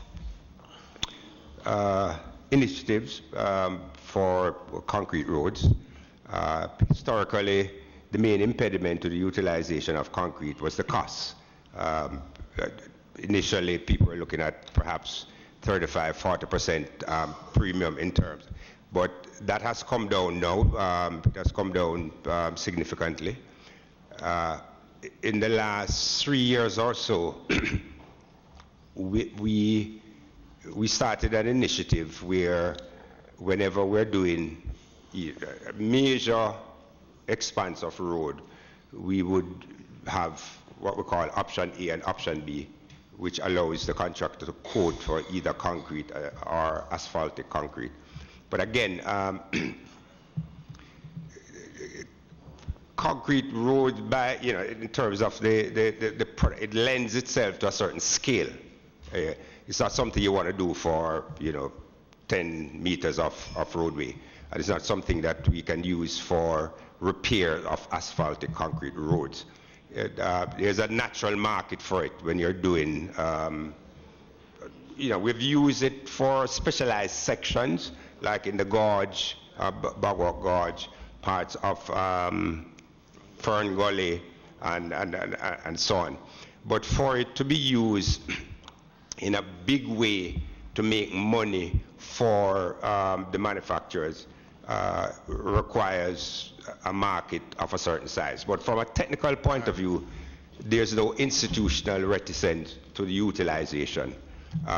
What we look for, if you know, we go to tender and we look at the bids that come back. And again, in pricing the bids, let me be clear, we're not just looking at the capital costs. We're looking at the all-in costs, or what we call the life cycle costs. So it's both the capital costs as well as the O&M costs over a defined period. So yes, we're open to concrete. Mr. Hunter, members, let me, I know Mr. Dunn wants to say something, but members, I would remind you that we are examining the second supplementary and not specifically NAA. Where there are issues that we want to, you know, I'm going to give latitude because I think we're near the end of the discussion. But please, we do have some other work to continue. Member Dunn, you had wanted to say something, or? Yeah, no, I'd take both. Member Holness, you wanted to? Huh? Both, I'll take both. I'm not trying to deter it. I'm just saying, please be mindful that we have a wider mandate. Thank you, Chairman. Again, just back to the point that Member Dalrymple made earlier. Considering the fact that NAA is the largest purchaser from the asphalt companies, couldn't you stipulate what you need in that material, say 20% of rubberized material, 30%, whatever percentage, and therefore forces them to produce what you want? I don't know if the Fair Trade Commission would allow that, but it's something that it's something we could look at. But again, in a liberal economy, one would expect that self-interest would drive them to that position rather than state, over there, yeah. But it's something we could look at. Yeah. Member Holmes. Chairman, it would appear that we have almost a cartel as it relates to asphalt, and we're keeping very quiet about it in this discussion. So I will take you to what I do in my own constituency for small road areas. I use concrete roads. And I use concrete roads because they're costing about 15% more, but they are giving us more than twice the length of time in terms of its longevity and use. Additionally, I have found for the Labor Day projects, and I have a rural constituency, so the culture is very different. The people are quite willing to provide labor and to pitch in for their own good of the community. It is easier for them to buy a bag of cement to patch out or fix an area that is damaged. And what is happening to a lot of persons in trying to help themselves because the government is not able to do it all, they are using cement to patch asphalt with roads, which does not work for us. So we need to take some time and sit and look at it overall. And if it is that we have had a control of the road work by the private sector, and it is now that we're at a place that we have to say you are required to retool, you are required to reinvest, you need to go to rubberized roads because it will give us X number of additional years, and it is not costing much more or not costing any more, or we do have options. Though your asphalt plant is located at spaces that make it difficult for us to go elsewhere, concrete we can take from elsewhere. So you do have competition. And as such, we need to not have this discussion over the last 3 years. We have been at it several times. We need to get to a place We are knowing that we will never be able to fix the entire length and breadth of Jamaica one time. So the way to get it done is for us to have the roads that will fix last us much, much, much longer than they're lasting us now. It is a commitment we make to our constituents, and we need the support of the government through the NAA to get that done. All right, members, I think we have had an extensive discussion on item 4, the recurrent budget, item 1. I'd like to just recap some of the recommendations that were made. Number 1, Mr. Hunter, on the recurrent, Mr.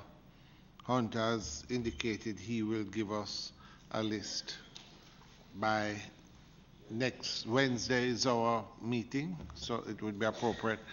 And while we will table the report, we'll put it, yes, after consultation. But I think that is consultation. Members would consult with the minister with oversight. However, the list will come on Wednesday for our meeting on Wednesday, and we will table it in Parliament the following Tuesday. If the minister certainly may well table it before, but we'll table what we get. The second thing, there's a discussion on road furniture, persons who are these accidents. I know there were a lot of suggestions made, but again, I think with due respect, I think this is a policy issue with the ministry, and I would say to the permanent secretary, what you could do is, on behalf of the PAC, could you seek advice from certainly the agency, but the Attorney General? What we would like here is some report that members could look at, and therefore members, having seen all the information, can then determine whether they want to have a further discussion on it. The third issue has to do with the quality of paint and asphalt. And again, I think it's a policy issue, although the implementing agency would be the NAA. And the Bureau of Standards, I take it doesn't fall under you. But what we would say, though, is that I think across the board, this committee feels very strongly that there needs to be a proper quality control of that aspect of it. And so we would really, what we would like is to see not just a recommendation, but the program that is going to be recommended by the ministry to make it happen. And the last is one which I think has come here 3 or 4 times previously with regard to the rubberized asphalt. And I think, having had the fulsome discussion, what we really want to see is what you're going to utilize as the incentive and the penalty, sort of carrot and stick. In other words, I think the position of the committee, just listening, is that we are very strongly feel that it's something to be explored, and we just want to, you have indicated the same, but what more can be put in place to make it happen? I take it those are the 4 recommendations that I would put to our report as we go forward. If members agree with that, yeah? All right, so we would now move to the last part, which is the capital budget, which... Okay, so the Minister of Finance initially provided some at item 9421.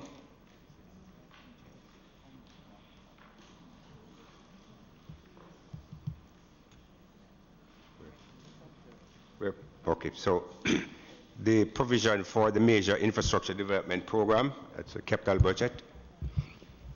Initially, the Minister of Finance had provided $12 billion in support of that program for this financial year. That provision was increased by, I think, $7 billion in the first supplementary estimates to some $19.3 billion. and the provision is now being further increased by another $7.2 billion to $26 billion. That the initial increase as well as this now increase indicates the desire of the government to have the major infrastructure program for it to be accelerated and completed in the shortest possible time. Of the $352 million US, which is the program budget, we have certified and paid out as at December some $300 million US, which means that we have to spend another $50 million to close out the program. It's a daunting task, may I say, but it's one that the project personnel, we have indicated to government that we can do it. The government has said, okay, fine, I give you the money, now show me your motion. And so we have no excuse. The major portions of the program which remain, as you would know, the Constant Spring, the Hagley Park corridor, Mandela, Ferris to Macfield in Westmoreland, and maybe 2 or 3 smaller projects. Windward Road, I just looked at the program for Windward Road, Member Paulwell. That contract is contractually, we have until June to finish that, contractually. But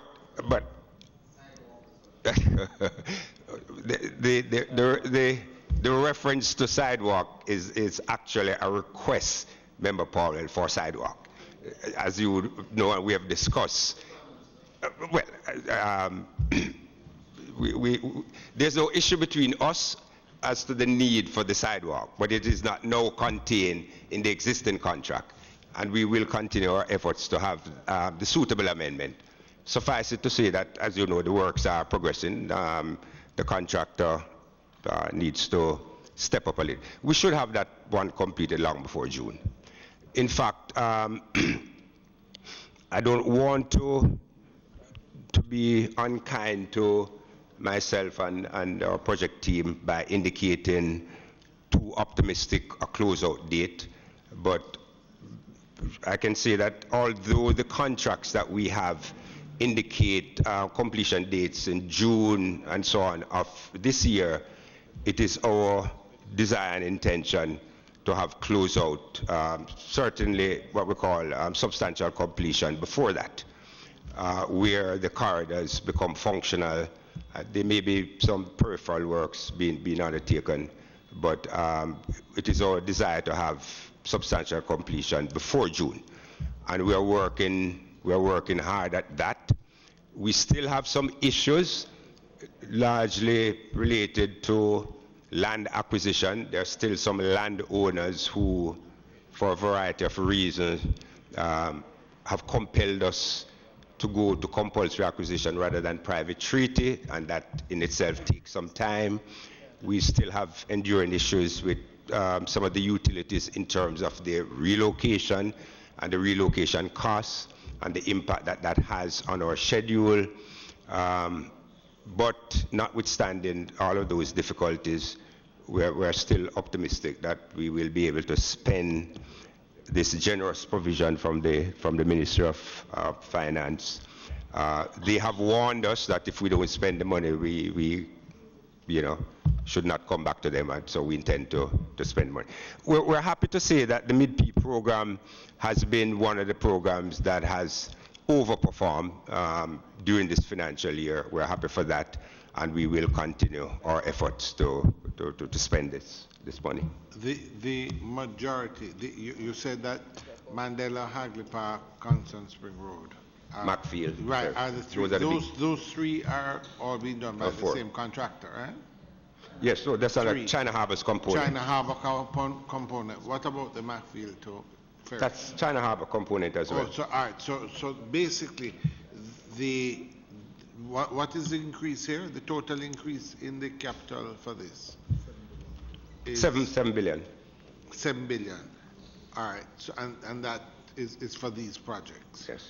I think Member Vaz. Well, in terms of on the MPP, yes. Thank you, the Chairman. As you know, Mr. Hunter, you know, I think you know exactly what I'm asking about. Yeah, I do. Haglipa? Not Haglipa. And you know the answer as well. The bridge in Paradise. And as you and your team would know, this bridge is actually on the main thoroughfare going into Savlamar. It's the road that the majority of persons going into the town would use. It has collapsed. Well, half of the bridge has collapsed. It was closed on the 5th of November by the National Works Agency. And it was stated then that it was an emergency situation. What has happened since then is that probably more than 80% of the vehicles are still risking traveling on that route because of the distance going around on the alternative routes and also some safety issues. What I would like to ask, I know that this 7.3 billion that you just mentioned were for projects before, but also know that when you have emergency situations, people take money from elsewhere and put elsewhere based on the urgency of different situations. I know this matter is very urgent, and as I stated a while ago, it's the main thoroughfare going to Savlamar. We would not want any more devastating news knowing that people who are risking traveling on this bridge, the other side of the bridge may collapse at any point in time.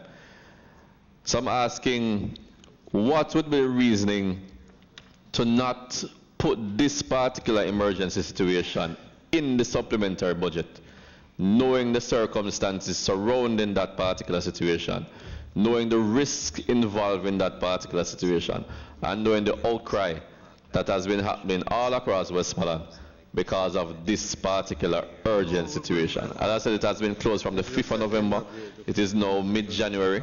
So obviously, based on our estimation, that could not be an emergency because nothing has really happened physically since that closure. And the last update we got was that the design phase for the bridge was still not yet completed. So we'd really love to have an update as to where we are so people can understand what is really happening. Okay, Member Vaz. the situation as you have recited it, you know, we take no issue with it, they are correct. Except when you say since the closure nothing has happened. As Member Jackson pointed out early on, planning is tremendously important. And I assure you that since we closed out, we have been busy planning the engineering and the planning has but I did mention that the last communication I got was the design was still being completed. So the design is now completed. The costing is now completed. It's going to cost us about 30 million Jamaican dollars. As I indicated to you privately, we will have, I will consult with my other persons, the PS, the ministers, to see how we can identify the financing and move. But I assure you that the need to repair that bridge is you know, is important. You know, we are as, you know, anxious as you are, if not more so, to have it repaired. And I give you the assurance that it will be repaired in very good order, so short order. Yeah, I give you that assurance. And I hope to visit you when we start the construction in very short order. All right. Members. Just to follow up, so the construction of the actual permanent structure will is estimated at $30 million. In the meantime, until that is done, is there any temporary measure that will be put in place so persons can actually traverse that particular route until okay. that short period you mentioned? I don't expect it to be more than 3 months since I said short. But until that period is completed, is there any temporary measure that some immediate use of the road can be used safely? Okay, so through your initiative, and we're grateful for that, we have identified a property owner that is disposed to us having some kind of bypass through the property. Our legal persons contacted him, and he has given his verbal commitment. We have emailed him to confirm those discussions and his willingness to accommodate us, and we will pursue the temporary solution. I haven't gotten a full brief in terms of what will be involved in that temporary solution, but again, I give you the assurance that to the extent that it can be implemented, you know, it certainly will, and we have started the process. Members, I want to join myself to the discussion. And I understand that you have said it's an emergency, you're going to move quickly, but I think for the report that we have to mention this issue. It is of grave concern. It has the ability almost to cut off the far west of the country because of the difficulties with the bypass.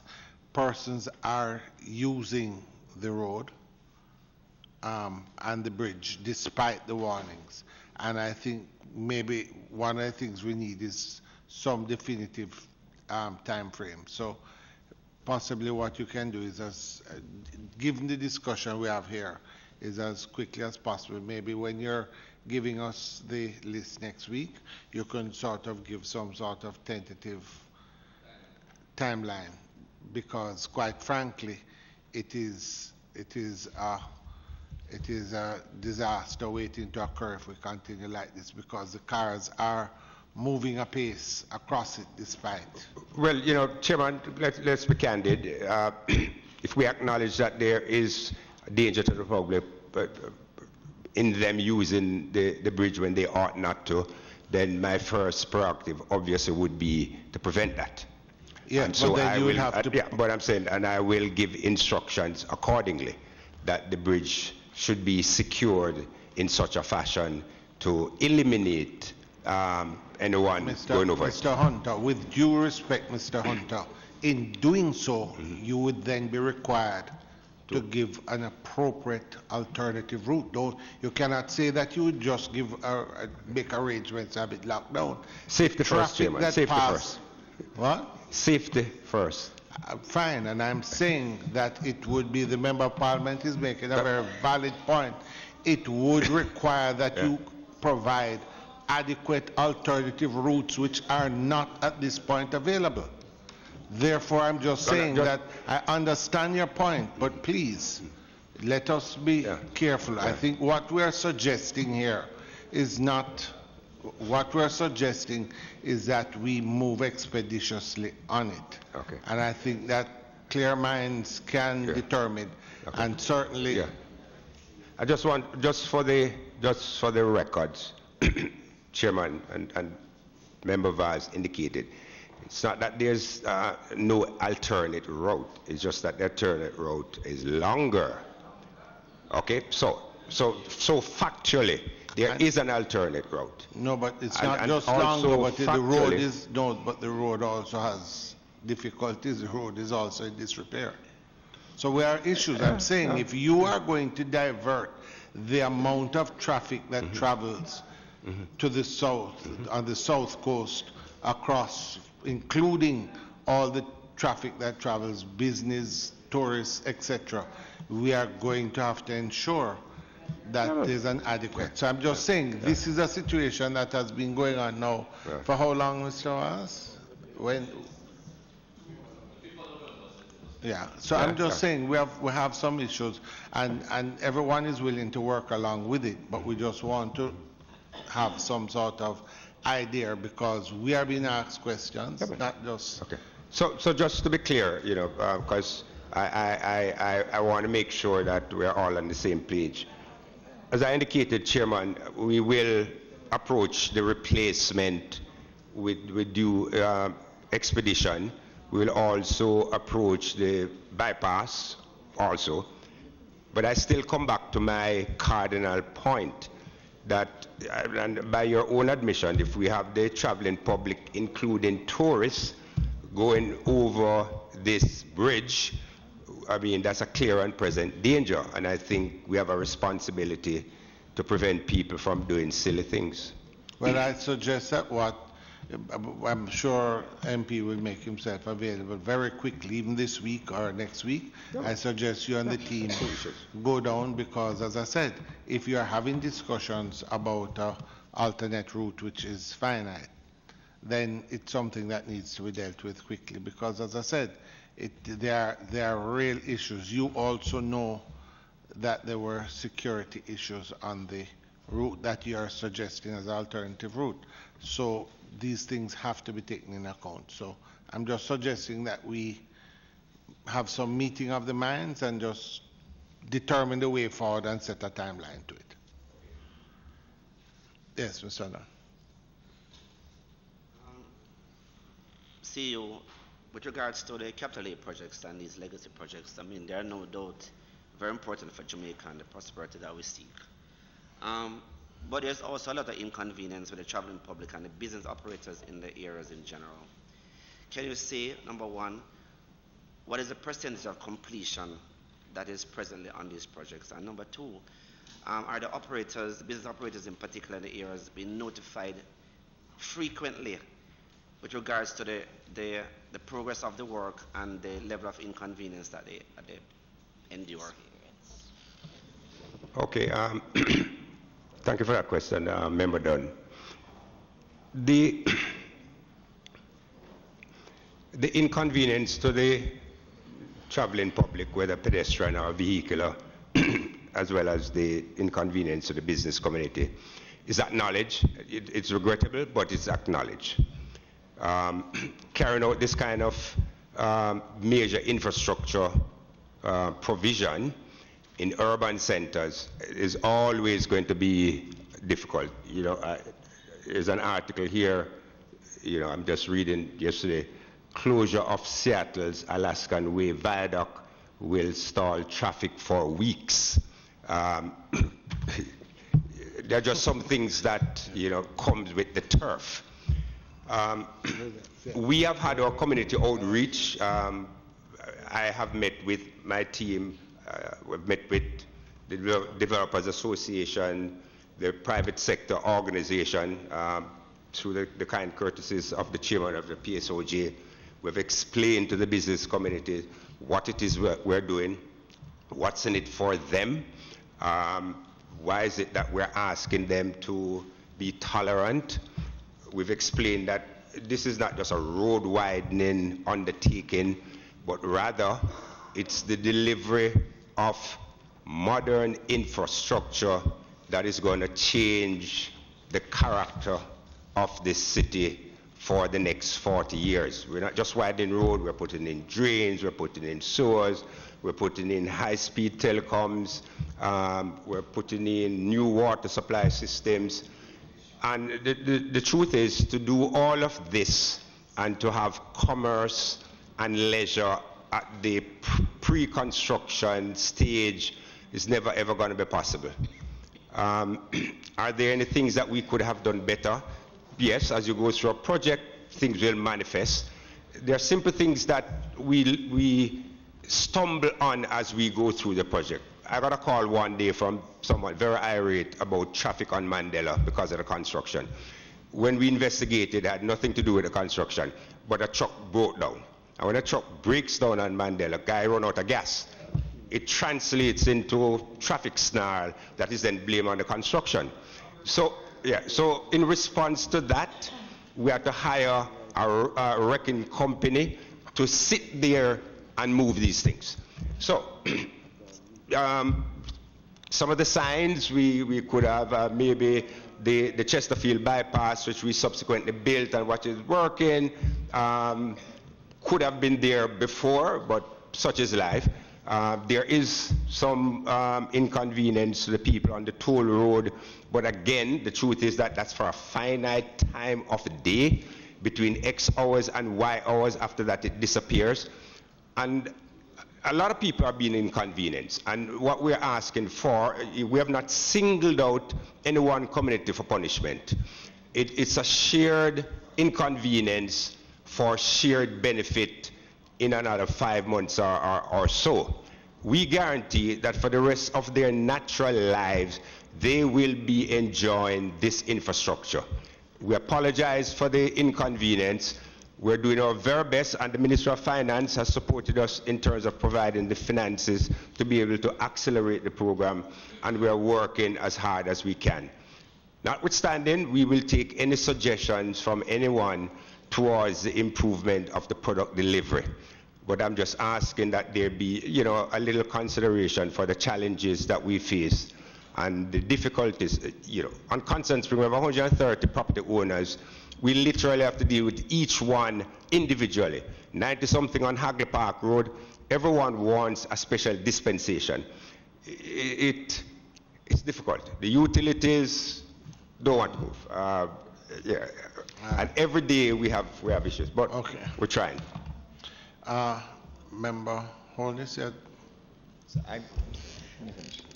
I see where you're removing 1.7 billion from the Southern Coastal Highway, which again will affect parts of my own constituency.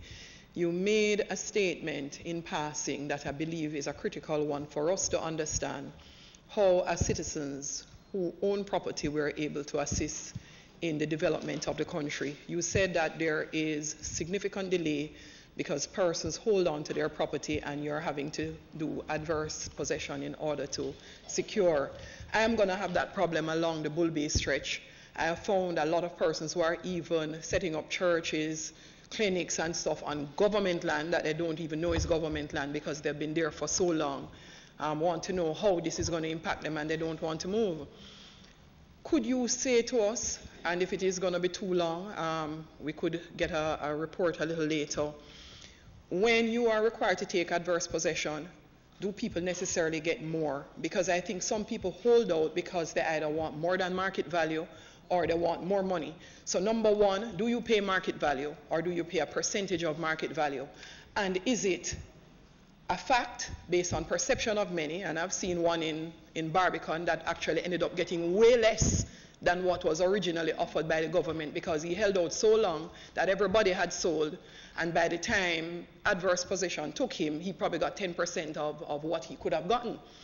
So for the public, and to help the public to get to a place where we move a little bit more assiduously in allowing the government to be able to develop in the interest of all of us as citizens, could you help the public to appreciate whether or not holding out until you get to the stage of adverse possession is in your interest as an individual, yes or no? So very quickly, in terms of context, the NWA, our remit is to build a road. And so what we do, we identify the corridor that we want. And we pass that to the National Land Agency, and we say, dear National Land Agency, deliver to me this corridor. Because we have no prerogatives in law to do anything else. So it is the National Land Agency, as the stewards for the Land Acquisition Act, that does all the negotiations or whatever. We assist as we go along. It is significantly more efficient, Member Holness, for people to enter into private treaty for the disposal of the land. The valuations are done by the NLA. The Minister of Finance has given us the money. We are ready and prepared to make the payment.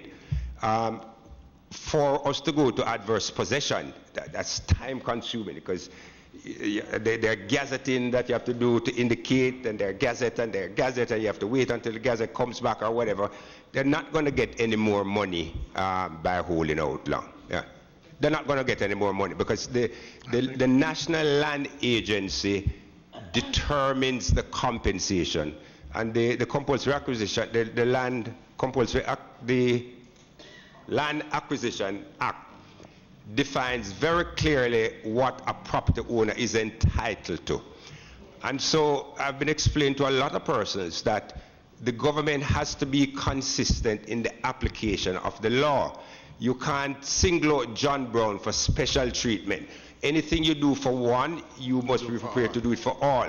Not just in Kingston, but in Westmoreland and St. Thomas or whatever. There's one act, and there's one act that applies. So anyone who thinks that by being, reticent, holding out, they will get a better deal, that won't happen.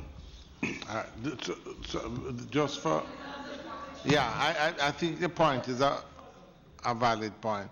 Just for clarity, this was in relation to the South Coast. You had made the point.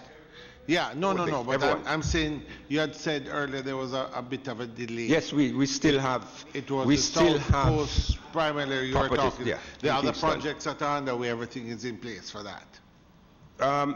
We still have some issues on Hagley Park and Constant Spring for land, even at this stage. And that is after meet. In fact, we have what we call a land meeting. Every Monday for the last 3 years, there's a land meeting with all the lawyers, NLA, ourselves, or whatever, and there's still issues. In regard, first I want to find out, Mandela has been settled in terms of lands? Okay. In regards to the budget, the timing in terms of completing these projects, how do you treat when persons didn't hold out? What period of time? You're talking about a court issue, gazetting and all of that. The government have no other ways and means in order that they will not be able to lose revenue and also to be able to keep within the time frame given to carry out these projects? Because if that is not so, what is the purpose? Those are the issues that keep me up at night. Usually, but I don't fall asleep. No, what happens is that the government has a signed contract with the contractor to deliver the project at a certain time. The government's obligation is to give to the contractor the site. So the contractor says, I'm ready, I have my equipment ready, I want this corridor. To the extent that people hold out, we can't give the contractor that corridor. Just to say, if I may add, sorry, Mr. Chairman, that from the design stage, a determination is made in terms of the land requirement. And so we don't necessarily wait until construction is about to begin.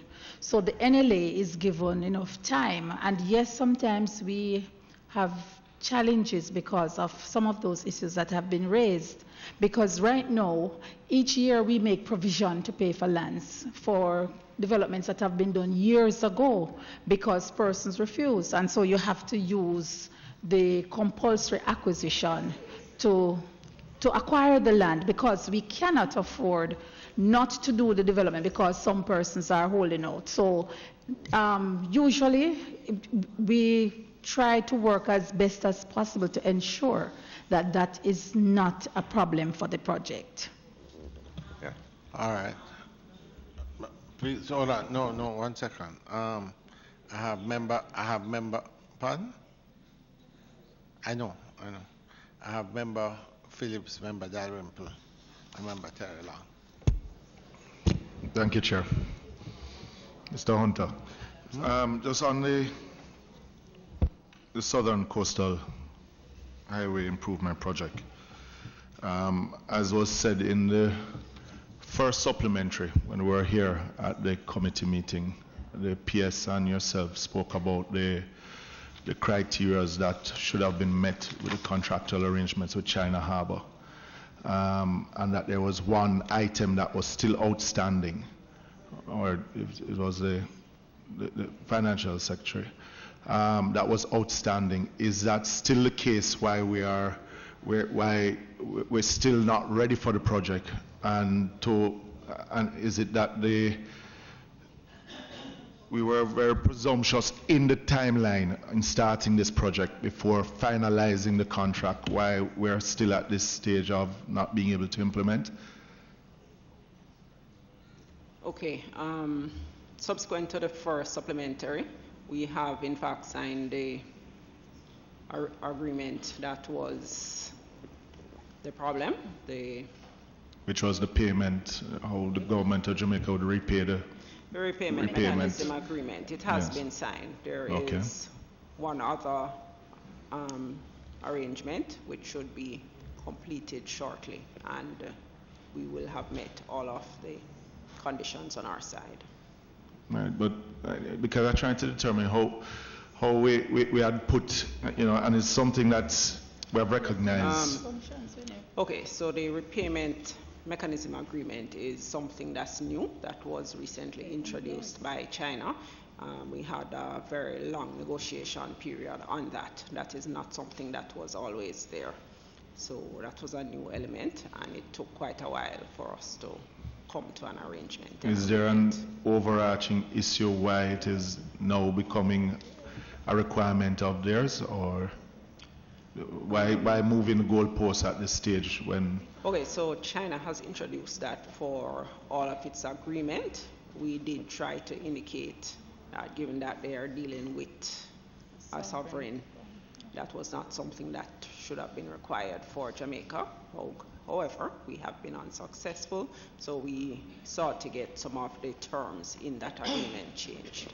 Is that affecting any other project that we have had in that we are now negotiating? We are expecting that in the future, this agreement will be required for any other project with the China Exim Bank. Okay. Mr. Hunter, there was a local component to this South Coast improvement. Any status on that section of it? Because I think you had mentioned that at least we can start with the local component in some parts. Can you give me an update on that local component? Okay, so what I'd said is that by contract, the section of the road from what's Yalas? Is it from Yalas to Port Antonio is to be undertaken by local subcontractors. Yes. And we have divided that section, I think, into 15 packages. And so from the NWA's side, we are far advanced in terms of preparing those packages for tender and eventual construction. So soon as the loan becomes effective, the next step would be for the contractor to be paid his advance. That's how the contract stands. So the advance payment would be made to the contractor. We would then go to tender. The mechanism that we're utilizing is a limited tender mechanism which allows for an accelerated process. We don't envisage that the procurement process would be elongated, and so we're optimistic that we should be able to be in a position to award the first set of packages. I think we're going to go with 4 packages initially. We should be able to award those packages within about 3 months, 2 to 3 months after the loan becomes effective. So basically, we won't see any work really happening until probably about the second quarter of the financial year or so. The first quarter. If all the conditions precedent, everything is in place prior to the start of the new financial year, then we would shoot for some physical activity prior. In the first quarter. Coming back to the issue of land acquisition, because that component would be a GOJ component and not to do with China Harbor. Where are we now especially on the phase 1, meaning from Harbor View onwards? The lands required for the project have been identified. The cabinet submission, because how this works. Once we identify the packages that we require, it goes to the land agency, they do the preparation, and the summary is presented to the Land Acquisition Committee of Government. It then goes to Cabinet. Cabinet then says, yes, go and acquire these lands. Whether compulsory or by private treaty, that is then determined when you approach the owners. The lawyers here will tell you that less than 50% of all lands in Jamaica are registered. So one of the big issues you have is the fact who owns the land. And the person on the land is not necessarily the owner. And government will not allow you to pay anyone until government is satisfied regarding their bona fides. So even when you go, you see the land, they're willing to sell, the transaction can get bogged down because of the lack of registration. But we know that it helps the smooth flow of the project if you have time to start the land acquisition. Yes. Than when than when you try to. It has been approved by cabinet. Okay. And sent to NLA for them to execute. Just wanted to know that we're not waiting to run in the same issues as we have on Hagley Park and Constant Spring Road in some instances. The activities 0647-1905, which is to do with the maintenance of secondary roads, and also to do with the island-wide disaster mitigation. Are these new projects or for payment for work that has been done? Mike, please. Yeah. The components. The 200 million, a lot of that is for work. Let's disaster mitigation. But the 1.2 billion, that is for work to be done. That is for work to be done. Yes. And the patching on other roads. That is for which one? Hold on, largely please, for. You're in what section now? Is back at where we started. The recurrent. No, member, please. I'm begging you. We went through extensively. Okay. And recurrent. I don't really. We have to. All right. So you went through I know I was late, so I just wanted to know if you went through disaster mitigation and things. And I'm just trying to. Yes. Okay. In extensive. Guided by you, Chairman. Members, I just remind you again. We do have some broader, and the other ministries and agencies are waiting. I know that Mr. Hunter is your favorite ally, e.g. the favorite ally. However, I am asking if we can keep the questions succinct. Let's just try and move on. We just have some other things left. I do have the Agreeing Plan member. Us to allow them. Absolutely. Member Terry Long. Thank you, Mr. Chairman. Good morning, Mr. Hunter. Mr. Hunter, if we could just get some specific answers as it relates to the percentage completion of the Mandela, just so the public is aware that are we at 80%, 70%, and we are definitively within a timeline of, let's say, March. Could we just have that from Mandela, please? Mandela, 88%, and will be completed before March. Before March? Yes. All right, great. And the 3 miles? That's Hagley Park, 65%. And this is by month. Okay. And okay, so there are two things here, member, that just want to balance. Sure. There's percentage by payment made, and there are percentage by physical work, and sometimes they don't match. Yes. Because there's some activity. For example, when we get to paving the road, that's a lot of expenditure in a short time period. So it's not a linear arrangement. Just bear that in mind. So Hagley Park is 65%, Ferris to Macfield 41%, but again, that's most of the sub work. When we get to the paving, we finish the paving within 3 weeks. Constant Spring 43%. Again, at this stage for most of those projects, we're doing the underground work, so doing the pipeline, for water, the sewage, the drainage. Once we finish that, then the remainder goes very quickly. All right, and just to comment that as it relates to the public, I do believe that there's a general sense of appreciation for the work that is being done by the majority of the public. What I would caution the public as well is that you mentioned about a truck breaking down.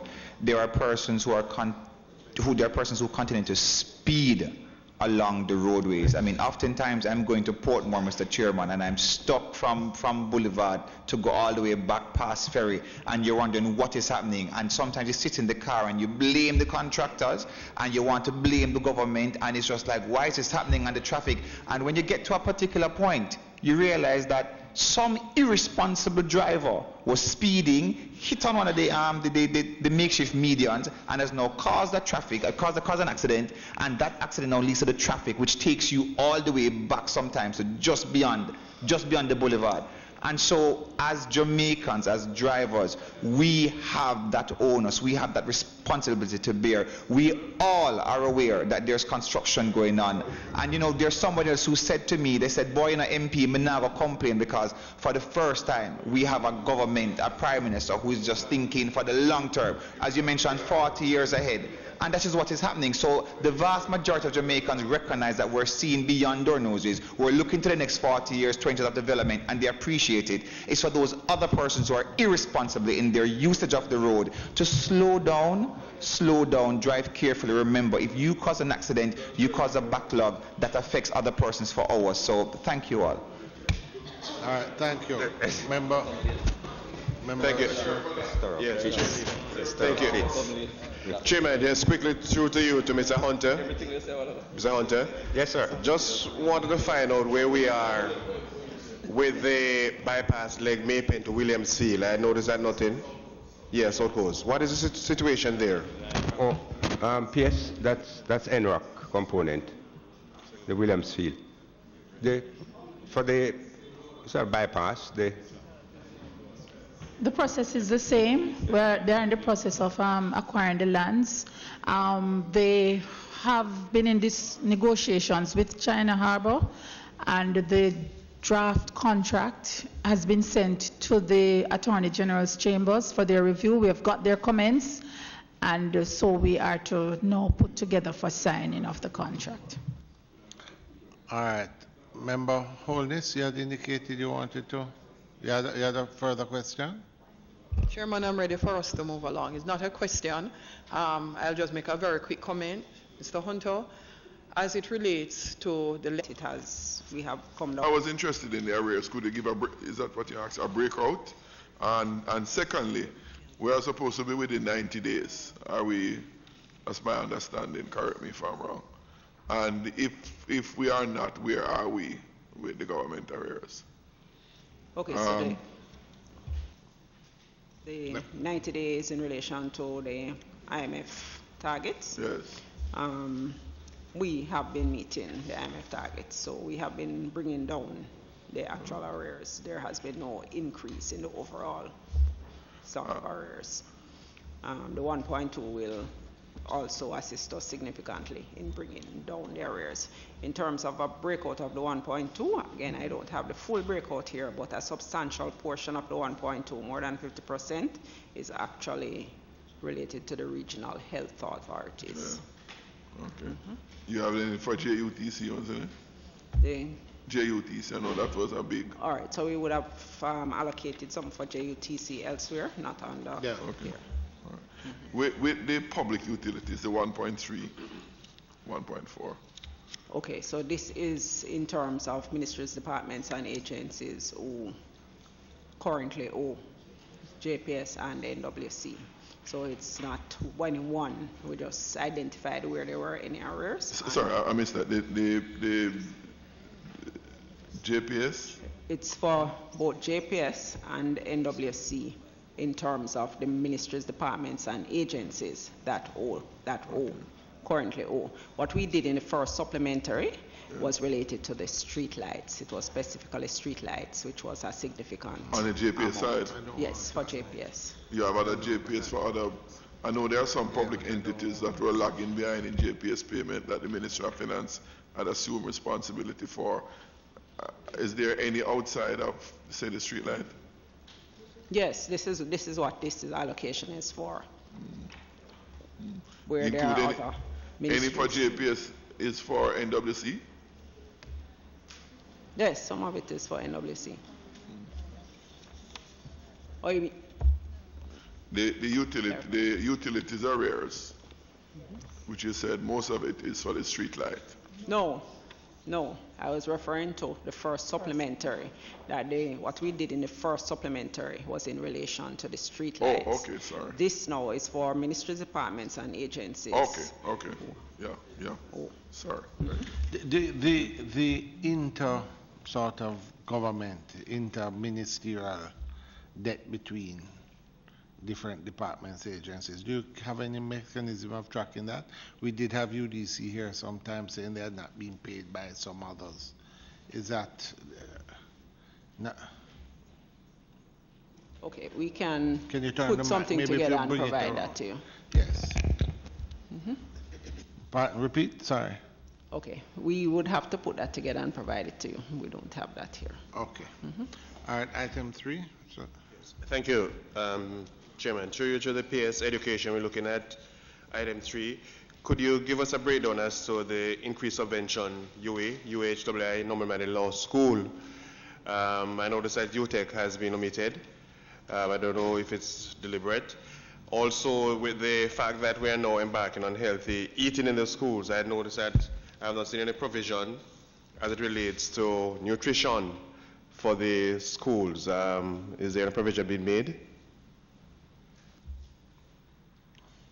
I think what you're, I think the question broader, you have 963, and you have it as an increased subvention for University Hospital and Norman Manley. Is there any other increase to the ministry as a whole, I think, is a wider part of your question? Would I be right? A breakdown as to the spend for the areas here. Well, the ministry is here, if you would prefer to between, yes, go ahead, PS. Thank you, Chairman. Good morning, members. Good morning, colleagues. The increase to the University of the West Indies has to do with salary increases and increases in traveling as per their seeking of parity with what was given to the public sector. Sorry, if I may intervene. No, what are you, I've lost you there. Yeah, if I may intervene. We provide a contribution to the University of the West Indies. They then use it for whatever they need to use it for. We do not specifically provide an amount for salaries or for traveling. That's not what happens. So the question is, your increased subvention is to UE and by extension University Hospital and Norman Manley.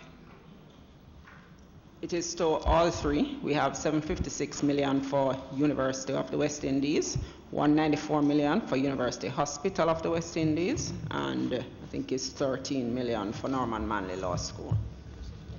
Okay, and remember that provision for UTEC. No, we do not have a provision here for UTEC. Remember that they will be coming. They're coming before us with regard to the tuition week after next, so it's something to me. Education, is there any additional increase that we are not aware of? You have another increase? Or there's no increase in the supplementary for education?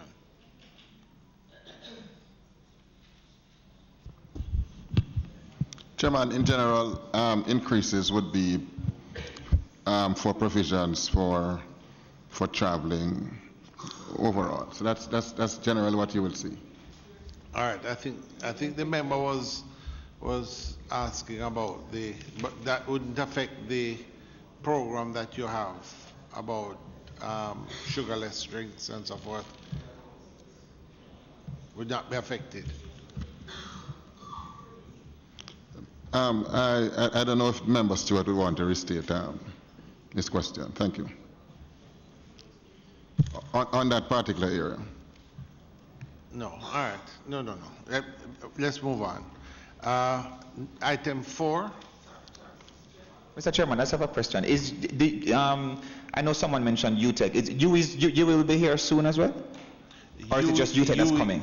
No, we had invited UTEC and the student loans, etc. It was in specific. 2 months ago, it was specifically because of some issues arising about deregistering of students there. And because of that, we had said we were not bringing them for the wider. It was to deal with a specific matter and to see if they had suggestions or we had suggestions. Okay, because I'm just looking at the, I mean, $756 million, you know, additional funds going to the University of the West Indies. I mean, I have no problem. I mean, I think we should get to that point where education can be free, you know, as it is in some of the first world countries in Europe, notably. But what I have a problem with, I mean, if the government is funding these institutions, and if the ministry says, well, don't deregister these students or allow them to do the exams or let them get the grades, let's get into an agreement where they can get their jobs and then they can start a repayment or something. I just want us to look at it from the EU perspective, please, that we should have more control. Yes, Member Taylor, no. Why I made the point is that they are scheduled to come. Not this next Wednesday, but the following Wednesday, so that you can take this into consideration and have a more fulsome, university, UWI. Right. Well, may I just find out one point in relation to that, Chairman? The $756 million, does this arise under our treaty obligation, or is this a voluntary contribution from the government of Jamaica?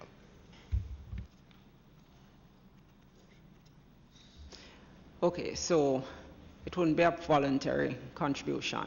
The university needs to indicate its requirements for the year, and it is a regional university.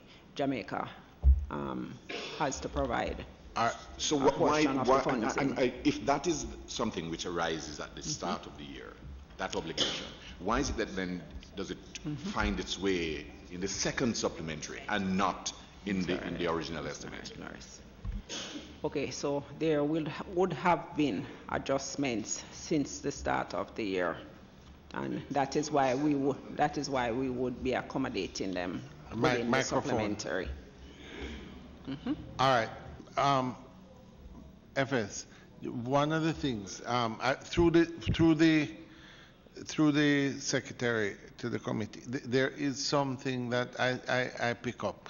It may be useful for us in our deliberations with UE, student loan, etc., week after next, if we could get just a report on the relationship with UE, what is paid, what are our obligations, and what has been paid. What's, a breakdown. I think that's what members are trying to get at, is the actual breakdown, what we're paying, and if we are in breach or not of our obligations, to allow us to have a fulsome discussion. All right, members, I want to move on. The item 4, 1.045 billion to the National Solid Waste Authority, Management Authority, for special cleanup. I notice here for special cleanup of major towns during the Christmas period and special allocation for Christmas garbage collection. It may be useful for us to know what percentage of this is for work that has been completed, or if there are allocations here that will be utilized going forward. Yes, I see, Mr. Gordon. We're saying we're on item number 4, the $1 billion for solid waste. Just for us to understand whether, as in the case of NWA, what percentage of that is for payment of services that have already been contracted and performed, and what is for work to be done going forward.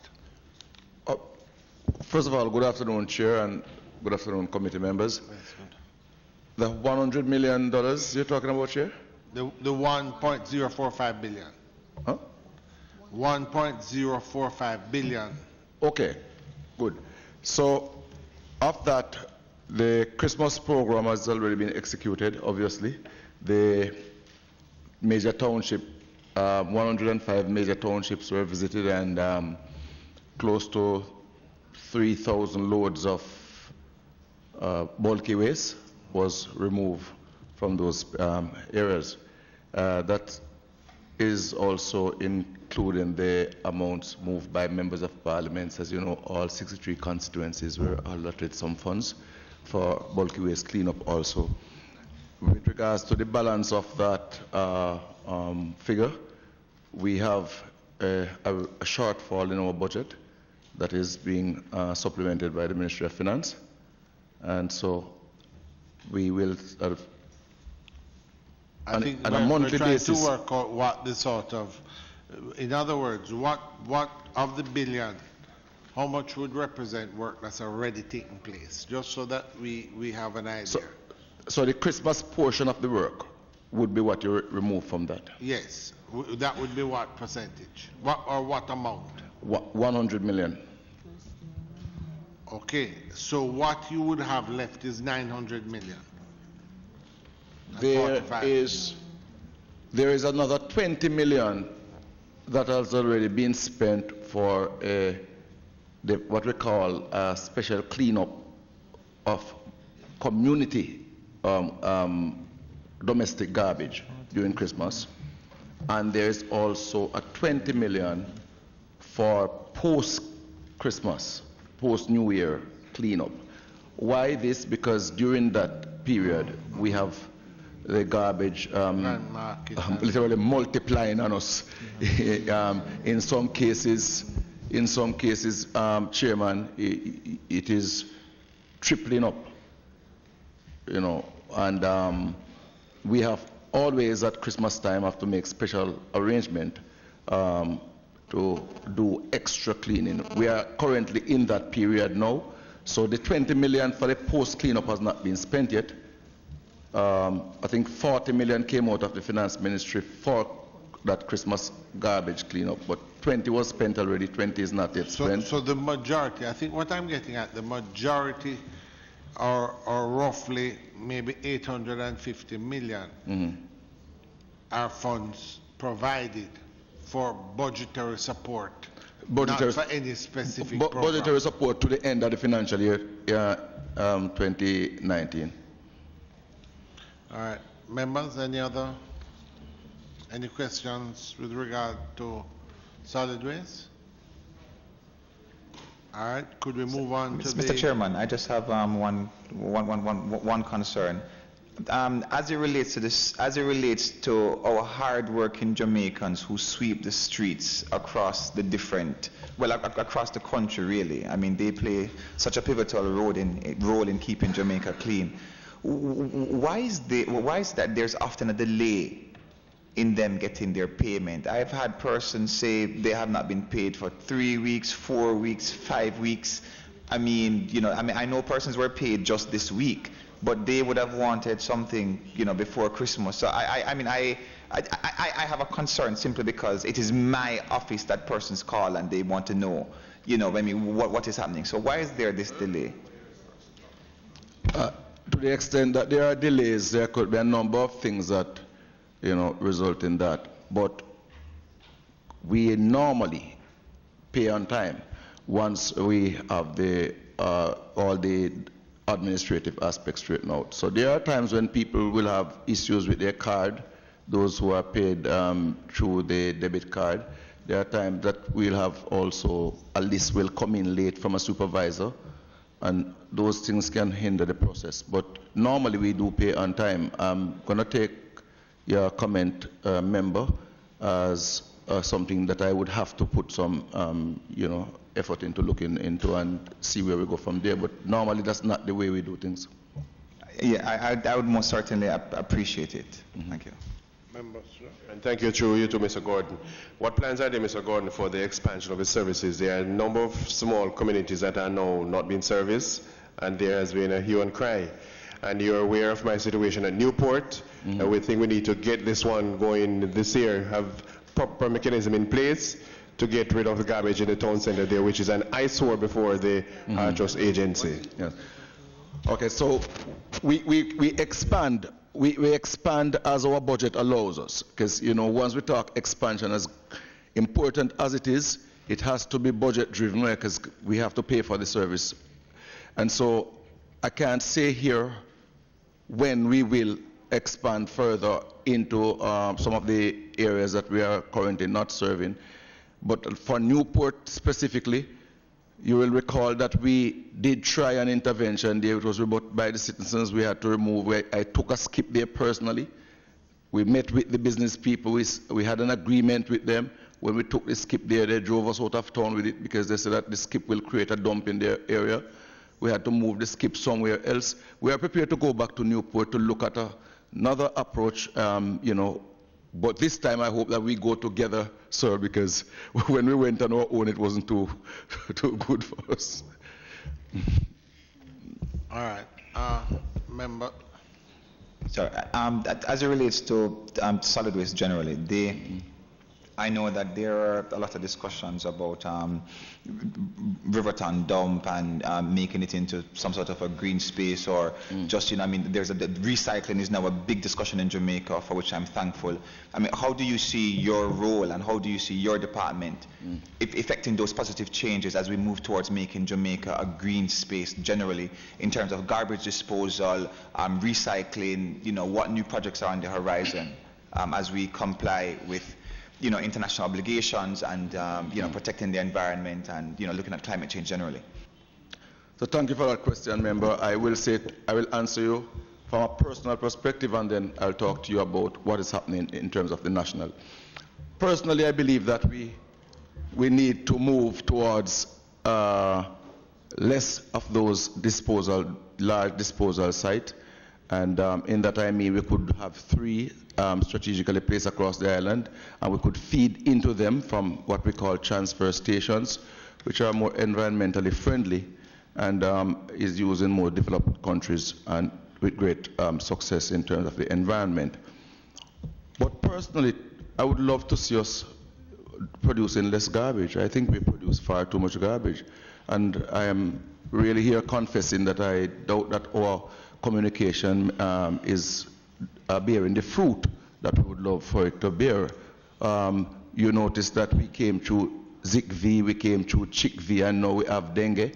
And we are in there with Ministry of Health doing cleanup, and we are still uncovering, unfortunately, people with old tires thrown in their backyard, people with old drums that store water in their backyard, old paint cans and all that. In other words, the message is not getting through, notwithstanding the danger poses and the destruction that is caused and the loss of life and everything. The message is just not getting through. We need to get better solid waste management practices right across Jamaica. We need for people to look at reducing more.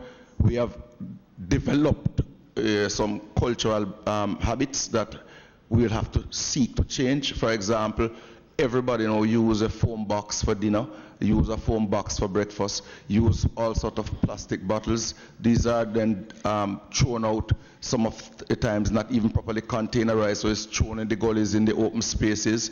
I go to my mother's house still, member, and eat from place that I used as a child.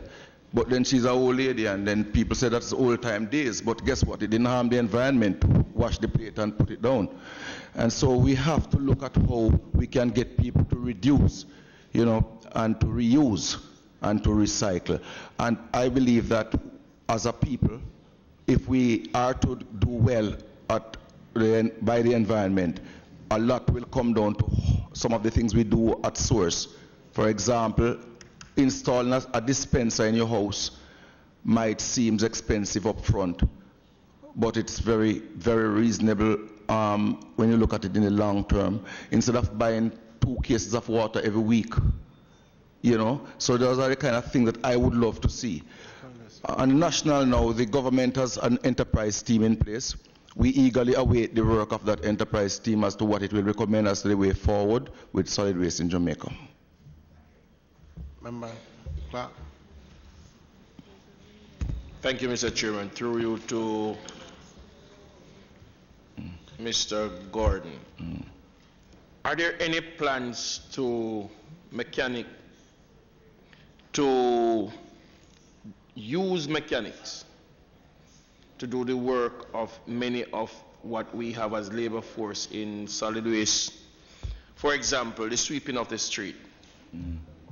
Rather than having 2 or 3 persons sweeping one street, which takes maybe an hour and a half for them to get it done, are we planning on using mechanical sweepers? No, we have no plan, but again, I answer you from 2 perspectives. One, should we be having people pretty much sweeping the street? Why are we littering? Why are we littering? So I would love to see less littering. And if we have less littering, we'll have less need for people to sweep the street. So I'm always arguing for personal responsibility, for us to come to the party to understand that we have a duty to keep Jamaica clean. And all of us then would then play a part, and then there would be no need to go using taxpayers' funds to pay people to sweep up what is already a clean street.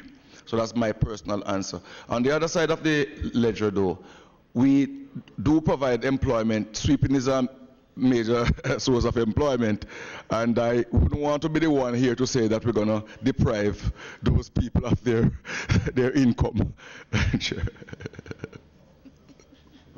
Mr. Chairman, if we are moving, they can be employed. They can be employed other ways. If we're moving towards a first world situation, then we have to start act in that way. And when you visit first world country, yes, we want to make sure that we generate as little or no garbage as possible. But guess what? The reality is what the reality is. And garbage, even on the street of New York, Miami, London, Paris, you still have that. And it is my take that we might want to cut down on some of...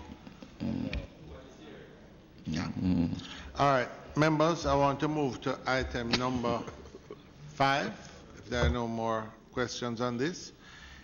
There's $1 billion support to the National Health Fund for the provision of pharmaceutical services in the public health system. Chairman, are you through with the NSWB? Just...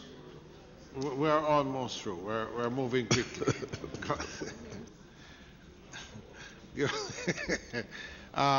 The National Health Fund, Ministry of Health, are there any questions with regards to this? There was, yes, the Ministry of Health. There was a extensive discussion. I don't know if this may be the right place. Permanent Secretary is here? Sorry. There was an extensive discussion about some equipment upgrading for the testing of virology and so forth. I know that this fund is for pharmaceuticals, but is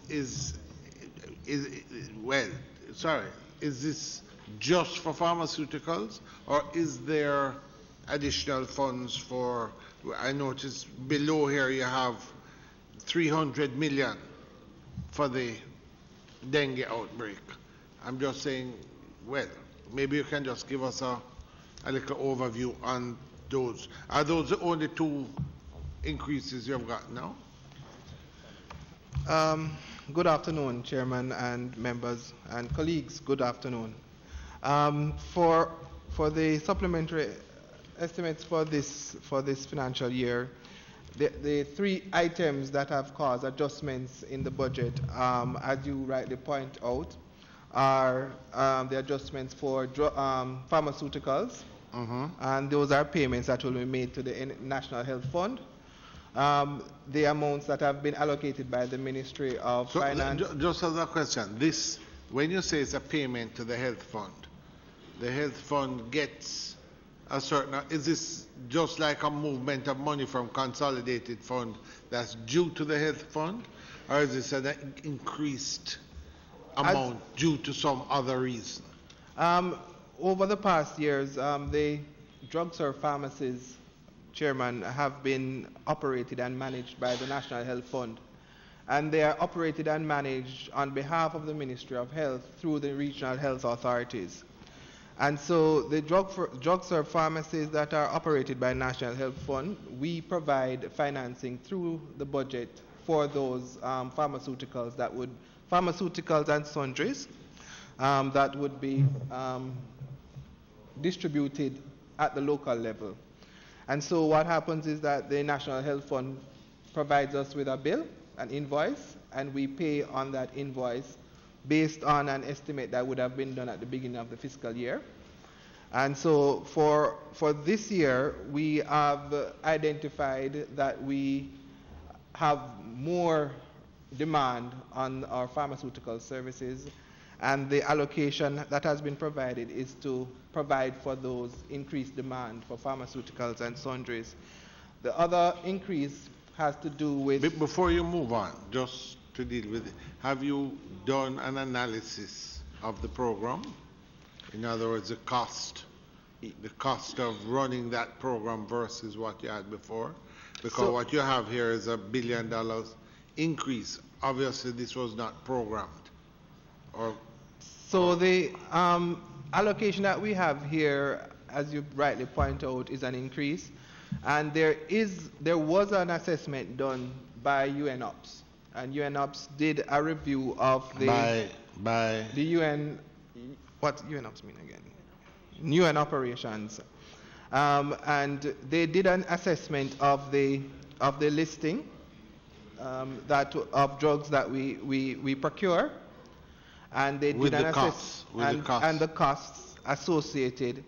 And there is still a conversation that is occurring with regards to the viability, not the viability, but the efficiency.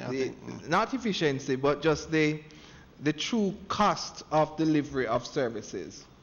In terms of so what I have instructed the PFO to do, along with the financial manager from NHF, is to conduct an assessment of the documentation of the invoices that we have received from NHF to determine value for money in the first instance, but secondly to reconcile, because there's a reconciliation issue that we need to arrive at. What I would ask, because it is an issue that would affect us, is that if you could give us a report, not to detain us too much today to have that discussion, but certainly we would need a report on this, the extent of the putting out of the program to the to the different private pharmacies, etc. You have obviously done some analysis already. If you could give us a report here, so that we can get an idea, and then we'll determine how we'll proceed on that. Certainly. But you're saying that this was not a programmed $1 billion. This is in excess of the budget. This is additional. This is an additional specifically for that program. Specifically for this All program. Right. You said there were two other. So the two other elements have to do with the dengue outbreak. And we have been provided with additional resources by the ministry to address some of the enhanced measures that we will be utilizing. And thirdly, it's to deal with the increases in travel and salaries. Yeah. All right, members, are there any other questions? One thing I would say, the 300 million, you have already started that program. Yes, we have already started that program, and we have provided some allocations already to the regions. How are you? You're operating it through the regions, because I'm not certain what I suspect the 300 million will do programs such as the hiring of the vector control agents, some degree of bushing, some degree of spraying. That's correct. But I'm not certain if there is any. Are those programs all going to be run through the health authorities, or is there some element of it that you're going to be seeking consultation with members of parliament in areas that are specifically affected? So this allocation will be implemented using four modalities. One is the regional support, so we're providing resources to the region. Two, we are partnering with the National Works Agency and the Solid Waste Agency to provide resources to them to undertake specific works. And 4, we will be providing allocation to each member of parliament. And with that allocation, we are requesting members of parliament to activate their own interventions at the constituency level to mobilize communities in terms of mosquito eradication. That will be, when will members of parliament be communicated to? So those resources will be channeled through the Constituency Development Fund, and we have already prepared the letters to go to the members of parliament, and we are in consultation with the Constituency Development Fund in terms of transferring these resources to them for them to distribute to. Let me ask a question, because I think every member of parliament,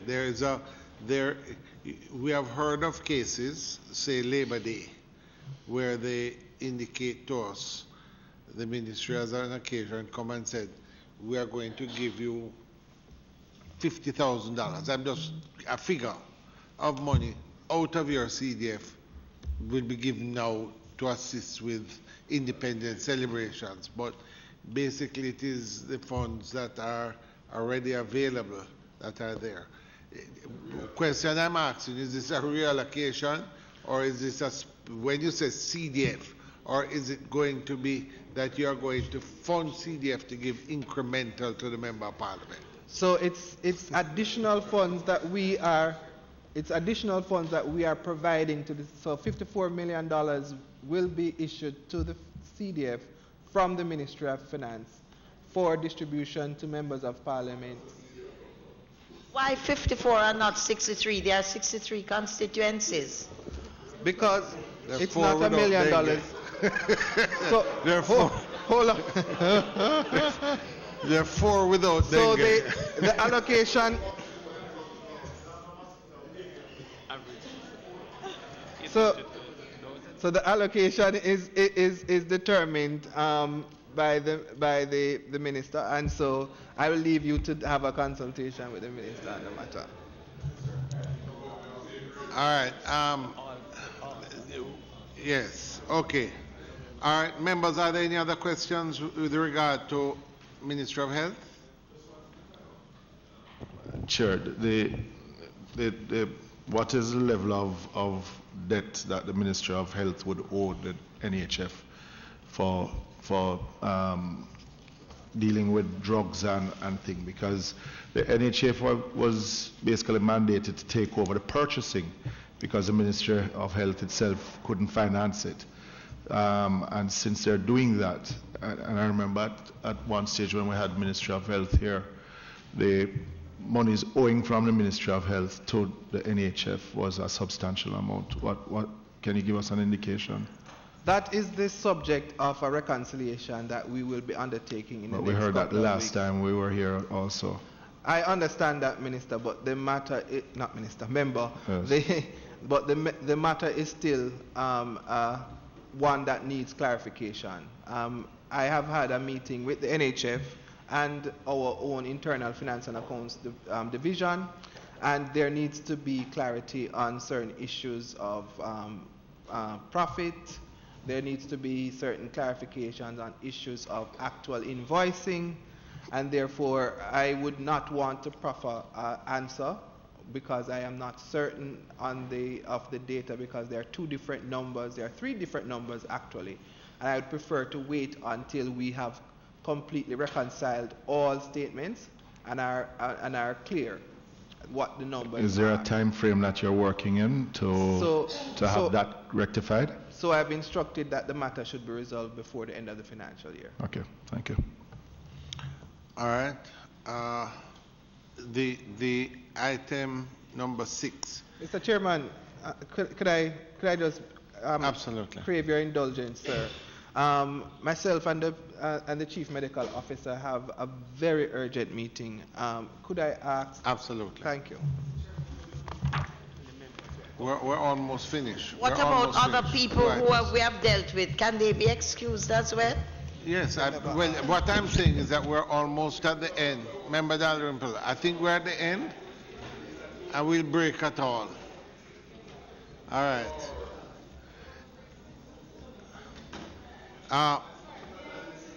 No, we're almost finished.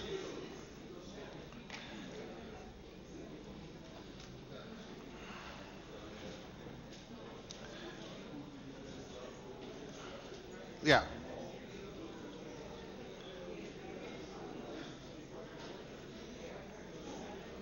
All right, please. And anyone in the room in the next 5 seconds will be recalled. All right, members, there is item 6. Item 6 is the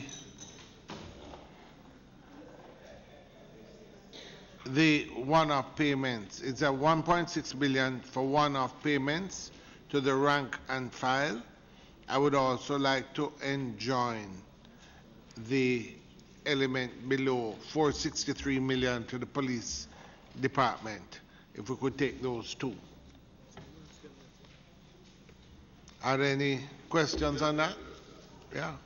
All right. Mr. Chairman, it struck me that this one-off payment, normally the Ministry of Finance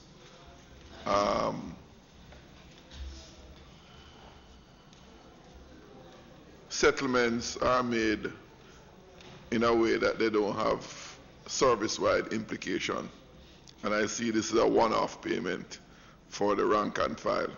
My question is there any provision being made? Is it exclusively for the rank and file, meaning the officers are not included? And 2, if it is not the case that the officers are included, is there a provision in the next budget for the officers after the end of the financial year? So that's part one of. And thirdly, this was a payment made over Christmas. Right. And my second question is that I find this very unfortunate, Mr. Chairman. The police wage settlement has been dragged out for over 1 year. 1 year. And given that it is not a service-wide, it is not of service-wide implication because it's a one-off payment, why is it that the police were left to suffer for 1 entire year during a period of states of emergency, Zozo, where the families and the police officers have endured great hardship, and this payment was only made at the end of the calendar year, on the eve of the end of the fiscal year? Why is it that this payment, which don't have a one-off service-wide implication, was allowed to drag on, and the police officers were allowed to be subjected to what they're subjected to? I have spoken to many police officers who have yearned and plead for some intermediary payment, given the circumstances that they were put on. And it was never done, and it was done only in December, which is now being provided for in the supplementary. And as I said, my first question, whether or not the officers and others, it is the norm, Mr. Chairman, that the rank and file wage settlement is done as a precursor to the settlement of the rest of the security forces, including the JDF, right? And I want to know if there's any financial implication to the rest of the security service as a result of this. I'm sorry, Mr. Chairman, I'm loath to comment. Mr. Chairman, it is so unfortunate. This is the PAAC, Mr. Chairman. It is not a political platform. We sit here, Mr. Chairman, we sit here as the PAAC appointed by the Parliament, Mr. Chairman, to carry out a specific function. The statements that were made just now, Mr. Chairman, I find them highly inflammatory, Mr. Chairman. What happened between the government and the member is well aware. There is a negotiation. A negotiation took place, and a settlement was arrived at. A settlement was arrived at. So we are now being asked to go over why this was done, why that wasn't done. Why, you know, Mr. Chairman, there's a successfully negotiated settlement. The members of the police force, the matters behind them, the government, the matters behind the government, Mr. Chairman. Mr. Chairman, when we make progress as a nation, it serves to benefit the prosperity of all of us. Mr. Chairman, we have heard the Prime Minister and members of Parliament, including myself, thank the police officers, thank members of the JDF, thank citizens generally for the tireless work that they have done to ensure the peace and security and prosperity of our nation and every single citizen, Mr. Chairman. We have thanked them just this week in internal and external, and my member colleague was in fact there. We had the commissioner here, we had senior person of the JDF, and we thanked them for the work that they have done. We lauded them. The Zozo, exactly, the Zozo and the state of emergency was a recommendation by the security forces. It was not a recommendation by the Prime Minister in and of himself. It was a recommendation by the police officers. They knew what they were going to do. They were called upon to serve, and they did so valiantly. They did so. I mean, it was amazing the work that they did. No loss of lives, no human rights violations, and we applaud our security forces. And the negotiation happened. It was complete. It was successful. So we need not relive it for, I don't know what it is that we intend to do, but let's just move on forward, Mr. Chairman. I've given you a lot of latitude with that, but I think there were some substantive, I think, elements that were of the questions. Yeah. Good afternoon. Yes. Yes. Okay, so let me just take the question in terms of the provision, the one-off provisions that was made in December. Yes, so okay. The matter of inclusion of officers, that it also included the officers, but they have not yet settled, so we're going through that segment discussions. So you're going through the negotiation with the officers now, is what you're saying? Yes. Okay. So this was only for the DCs and the federated ranks. All right. Okay, so do you wish me to break down go further? No, nothing to the question that Mr. Jackson was to break down. I'm not the sure 2.069 billion. Yeah, but the irony about it is that the wage settlement is not done by the Ministry of National Security, but by the Ministry of Finance. They negotiate the settlement, right? Right, so the negotiations would have happened with the Ministry of Finance. The negotiations went on until we came to a settlement, which led to a payment in December. In December, yeah. That's my observation, is that it happened then, after 1 year. But I was curious, yes, well, given that this was on the table for a long time. We were not able to make a payment until they settled, as was the case from last year, where once the JCTU had settled, there was the 5245 settlement, and we had asked if everybody would accept. So we had paid that initial 5. The 2 that would have related to this year would not have been paid until they actually settled. So the negotiation had to get to a stage where there was an agreement and a settlement for the payments to be made. You have here 200 million to the newly created Public Safety and Traffic Enforcement Branch. That's a new. Right. No, so I was going on to explain why these areas were highlighted for extra support. You would recognize that there was in midstream, in terms of the financial year, some policy changes to take care of the intense, crime situation where we're undergoing, and these impacted specifically on public order, public safety, and the focus, operational focus on guns and gangs. And ACP, DCP Stuart is here who can expound on the operational focus, but then that impacted greatly on the financial areas, which included increasing or creating a new branch called the Public Safety and Traffic Enforcement Branch. And this creation would then warrant... What is it? Just, I mean, I'm not... I will ask DCP to expound on that. I don't, members probably know more. I don't know. Yes, Member Don. Sorry to intervene, but could you just ask the members of the team from the National Security to introduce themselves, because I don't we're aware of who they are. Absolutely.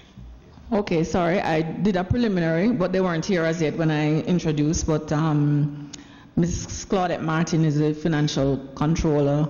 DCP Richard Stewart is in charge of administration, and Ms. Angela Patterson is a corporate director, and Mr. Cahoon is a budget officer.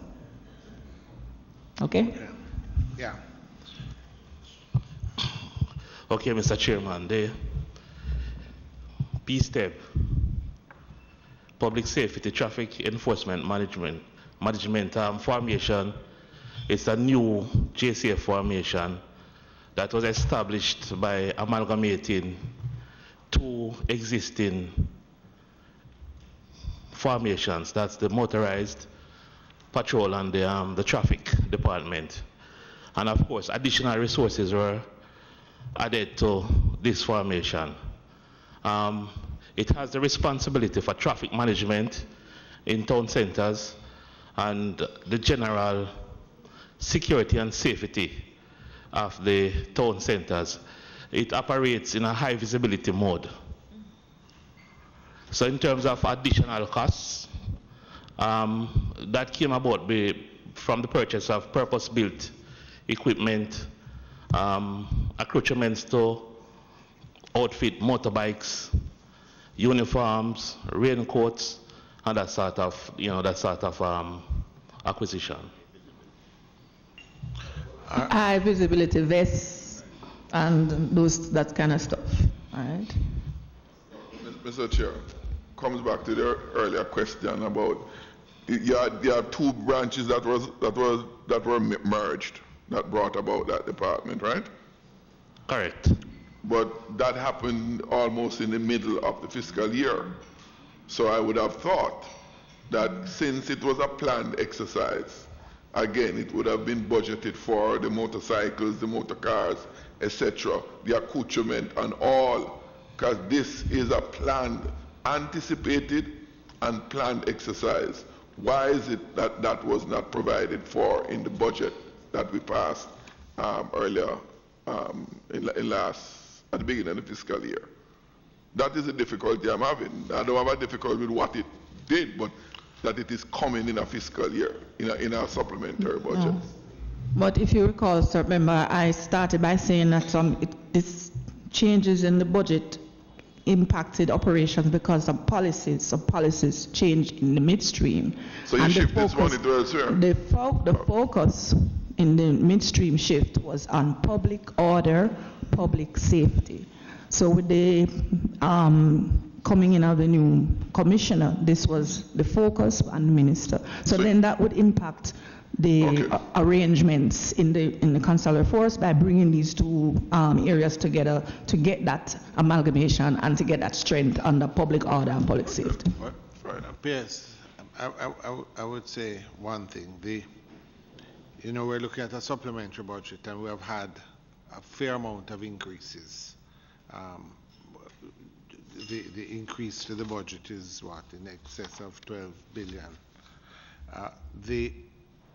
The sum that is being given to national security includes the one-off payments and the amount here for the enhanced security measures. That would be to pay for the ones that have gone, the state of emergencies and the SOZOs. That's increased payments to those. Would that be correct? Yes, yes. Yeah. And of course, 200 million to the new Public Safety and Traffic Enforcement Branch. I'm just saying, and maybe this is more for the Ministry of Finance, I'm just saying that I would have liked to have seen. We know that there are issues and there was a primary budget and a first supplementary, but there are a number of things we have been calling, I think, on both sides for more mobility of the force, more intelligence capability, more police. And the question is, you know, might have been comforting to us if Ministry of Finance had been a little more generous to the Ministry of National Security, just in general sense, because I do believe that this is a priority that all of us share. So I noticed this, but we would have thought that we would have had more funding. Or is it that the Ministry of National Security is comfortable with the level of resources it has now? All right, Chair. Just to indicate, if you will recall, the Ministry of National Security got a substantial allocation at the start of the year. So this is on top of a lot, yeah, but we had gone through a lot of that was for specific equipment. That was very expensive. We are talking about the actual ability to replace, not just replace motor vehicles in the police force, but to double up, to have twice as many motor vehicles, to get more police, to get more intelligence capabilities, not just that element of it. So I was just saying that yes, important to get boats and planes, very important, but there's the other element of it, I think, that right. So the Ministry of Finance has addressed the requests that came in. Remember, we are less than 3 months away from the end of the fiscal year. There's a limit to what could have been done during this fiscal year for the actual spending to take place. I think I would also like to add that I want to stress the new policy shifts, and that Ministry of National Security would not be able to make a request to finance unless there's some, we are certain and more assertive about what exactly we are going to be doing under enhanced security measures. And so these things are now coming to fore because there are new policy shifts, new security strategies being put on the table, which are going to require shifts in the financial arrangements. Yes, my understanding, and I would really want confirmation, what you have here is 263 million as relates to enhanced security measures. Now, while the state of emergency as such may not continue, it is guaranteed by government and endorsed by the opposition that the intensity of the fight out there would continue in terms of persons being deployed, and that for all intents and purposes the measures in terms of police personnel, equipment, otherwise, would remain the same, if not increase. So my question is, and I'm trying to clarify, this 263 million is, no, well, there's another element, which is the public safety and transport. No, the 263 million, is that enough? And is this going to be able to carry the ministry, carrying the enhanced security measures that are in place, that we have gotten a commitment will remain? Is this the funding required to carry us through to the end of the year? That is what the police department has advised, yes. Because these enhanced measures would be taking care of expanded needs for accommodation and fuel. Absolutely. And, you know, the use of less lethal weapons and tasers. It is an agreement. The House, in its discussions, is of the understanding that those measures will continue. So I'm just ensuring that funding is provided in the budget to the end of March. Yes. Yes. Absolutely. All right. Okay, members, are there any other questions with regard to that? there's one here, 425 million to clear outstanding vacation leave payments to employees of the former Jamaica Customs Department and Tax Administration Department. $425 million? Okay, so the Jamaica Customs Department and the Tax Administration Department would have some years ago been converted into Jamaica Customs Agency and the Tax Administration Jamaica, which are no longer departments but executive agencies and semi-autonomous institutions. So the employees who went across would have their basic status changed. So whatever leave they had at the point where they went across, they needed to have been paid for it. So that is what we are now trying to address. These are big. Yes. They had to be appointed, first of all appointed, and therefore moved out of. So these are persons who are all position. retained, but this is just a some might not. Some might like not have been retained. Some might. Yeah. Yes. Okay. Good afternoon, everybody. Yeah, these are persons who have been appointed in the new organization. So you transition from the Tax Administration Jamaica that was established under the Revenue Administration Act. How many persons are? It's roughly about 2,100 persons in TAJ. 3,000? 2,000. 2,000 persons in TAJ? Approximately that, yeah. Okay. 1,000 is JCA, is TAJ, but what we have here is also includes the JCA. Oh, customs. Yeah. All right, members, I think we're coming to the end. There's the reallocation of some funds, the public debt servicing. I don't know if there are any questions on that, and the self-financing public bodies, number 6.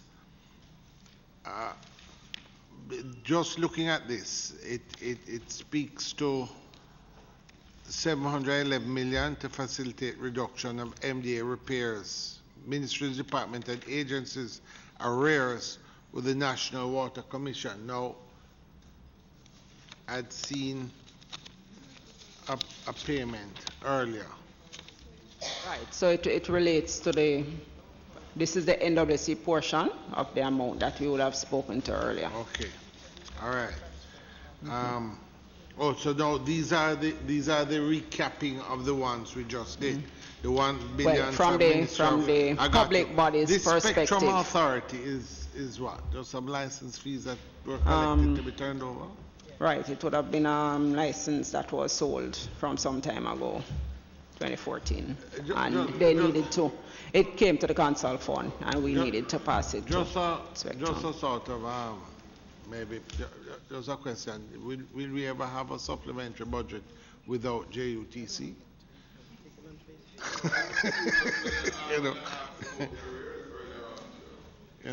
For years, it's just. But all right, members, I don't know if there's anything else. I see Mr. Sweeney here and others, but I don't know. I don't know. Minister of Finance in the invitations. I don't know. If there are any increases. Yes. Oh, go ahead. No, and under the self-financing bodies. Earlier in the financial year, there were attempts being made for purchasing the Venezuelan shares in Petrojam. And I remember in the Standing Finance Committee, we were advised that funds were set aside for effecting that purchase.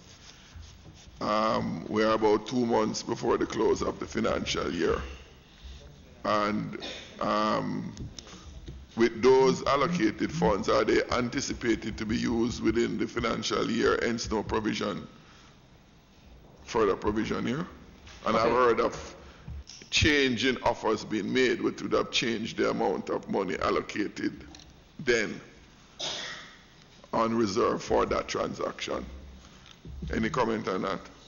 Okay, so the funds that were allocated have been retained in the budget. We have not addressed it. There would have been just last week the press conference indicating the action to be taken, but this would already have been prepared. Okay. All right, members, are there any other? All right, FS, let me thank you and your team. We went a bit longer than I had anticipated, but I think it was caused by the extensive discussion with the NWA. Maybe next time we can put them last and move everybody out. I put that as your, you know, and you have invited some additional persons who have not been specifically named, so we can. I'm sure they're not upset about not having to participate, but nonetheless. All right, let me thank you and the team and everybody who has come today. Members, I want to thank you. I think we've had a very productive day. It's a new system that we're attempting. Rather than do it on the Tuesday, do it now. The team will prepare the report, and I will try certainly by Monday to get the report out to all members early. So if there are any suggestions, and then what I'm suggesting is that members, if we could come 15 minutes before, or just, we'll talk to the clerk about it, we'll just convene for 5 minutes and approve the report and table the report at 2 o'clock on Tuesday. All right? Just one housekeeping before we go. Members, we have here the minutes of the meeting on December the 5th. Could I just ask members, take it as read, if we could just ask, if there are no corrections, just ask for the confirmation of the minutes. All right, so moved. Okay, members, thank you. And with that, meeting is adjourned.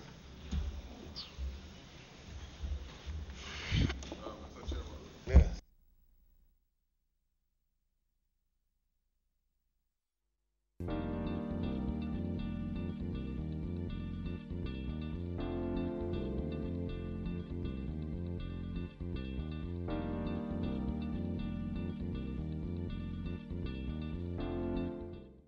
We know times are hard, but can selling your vote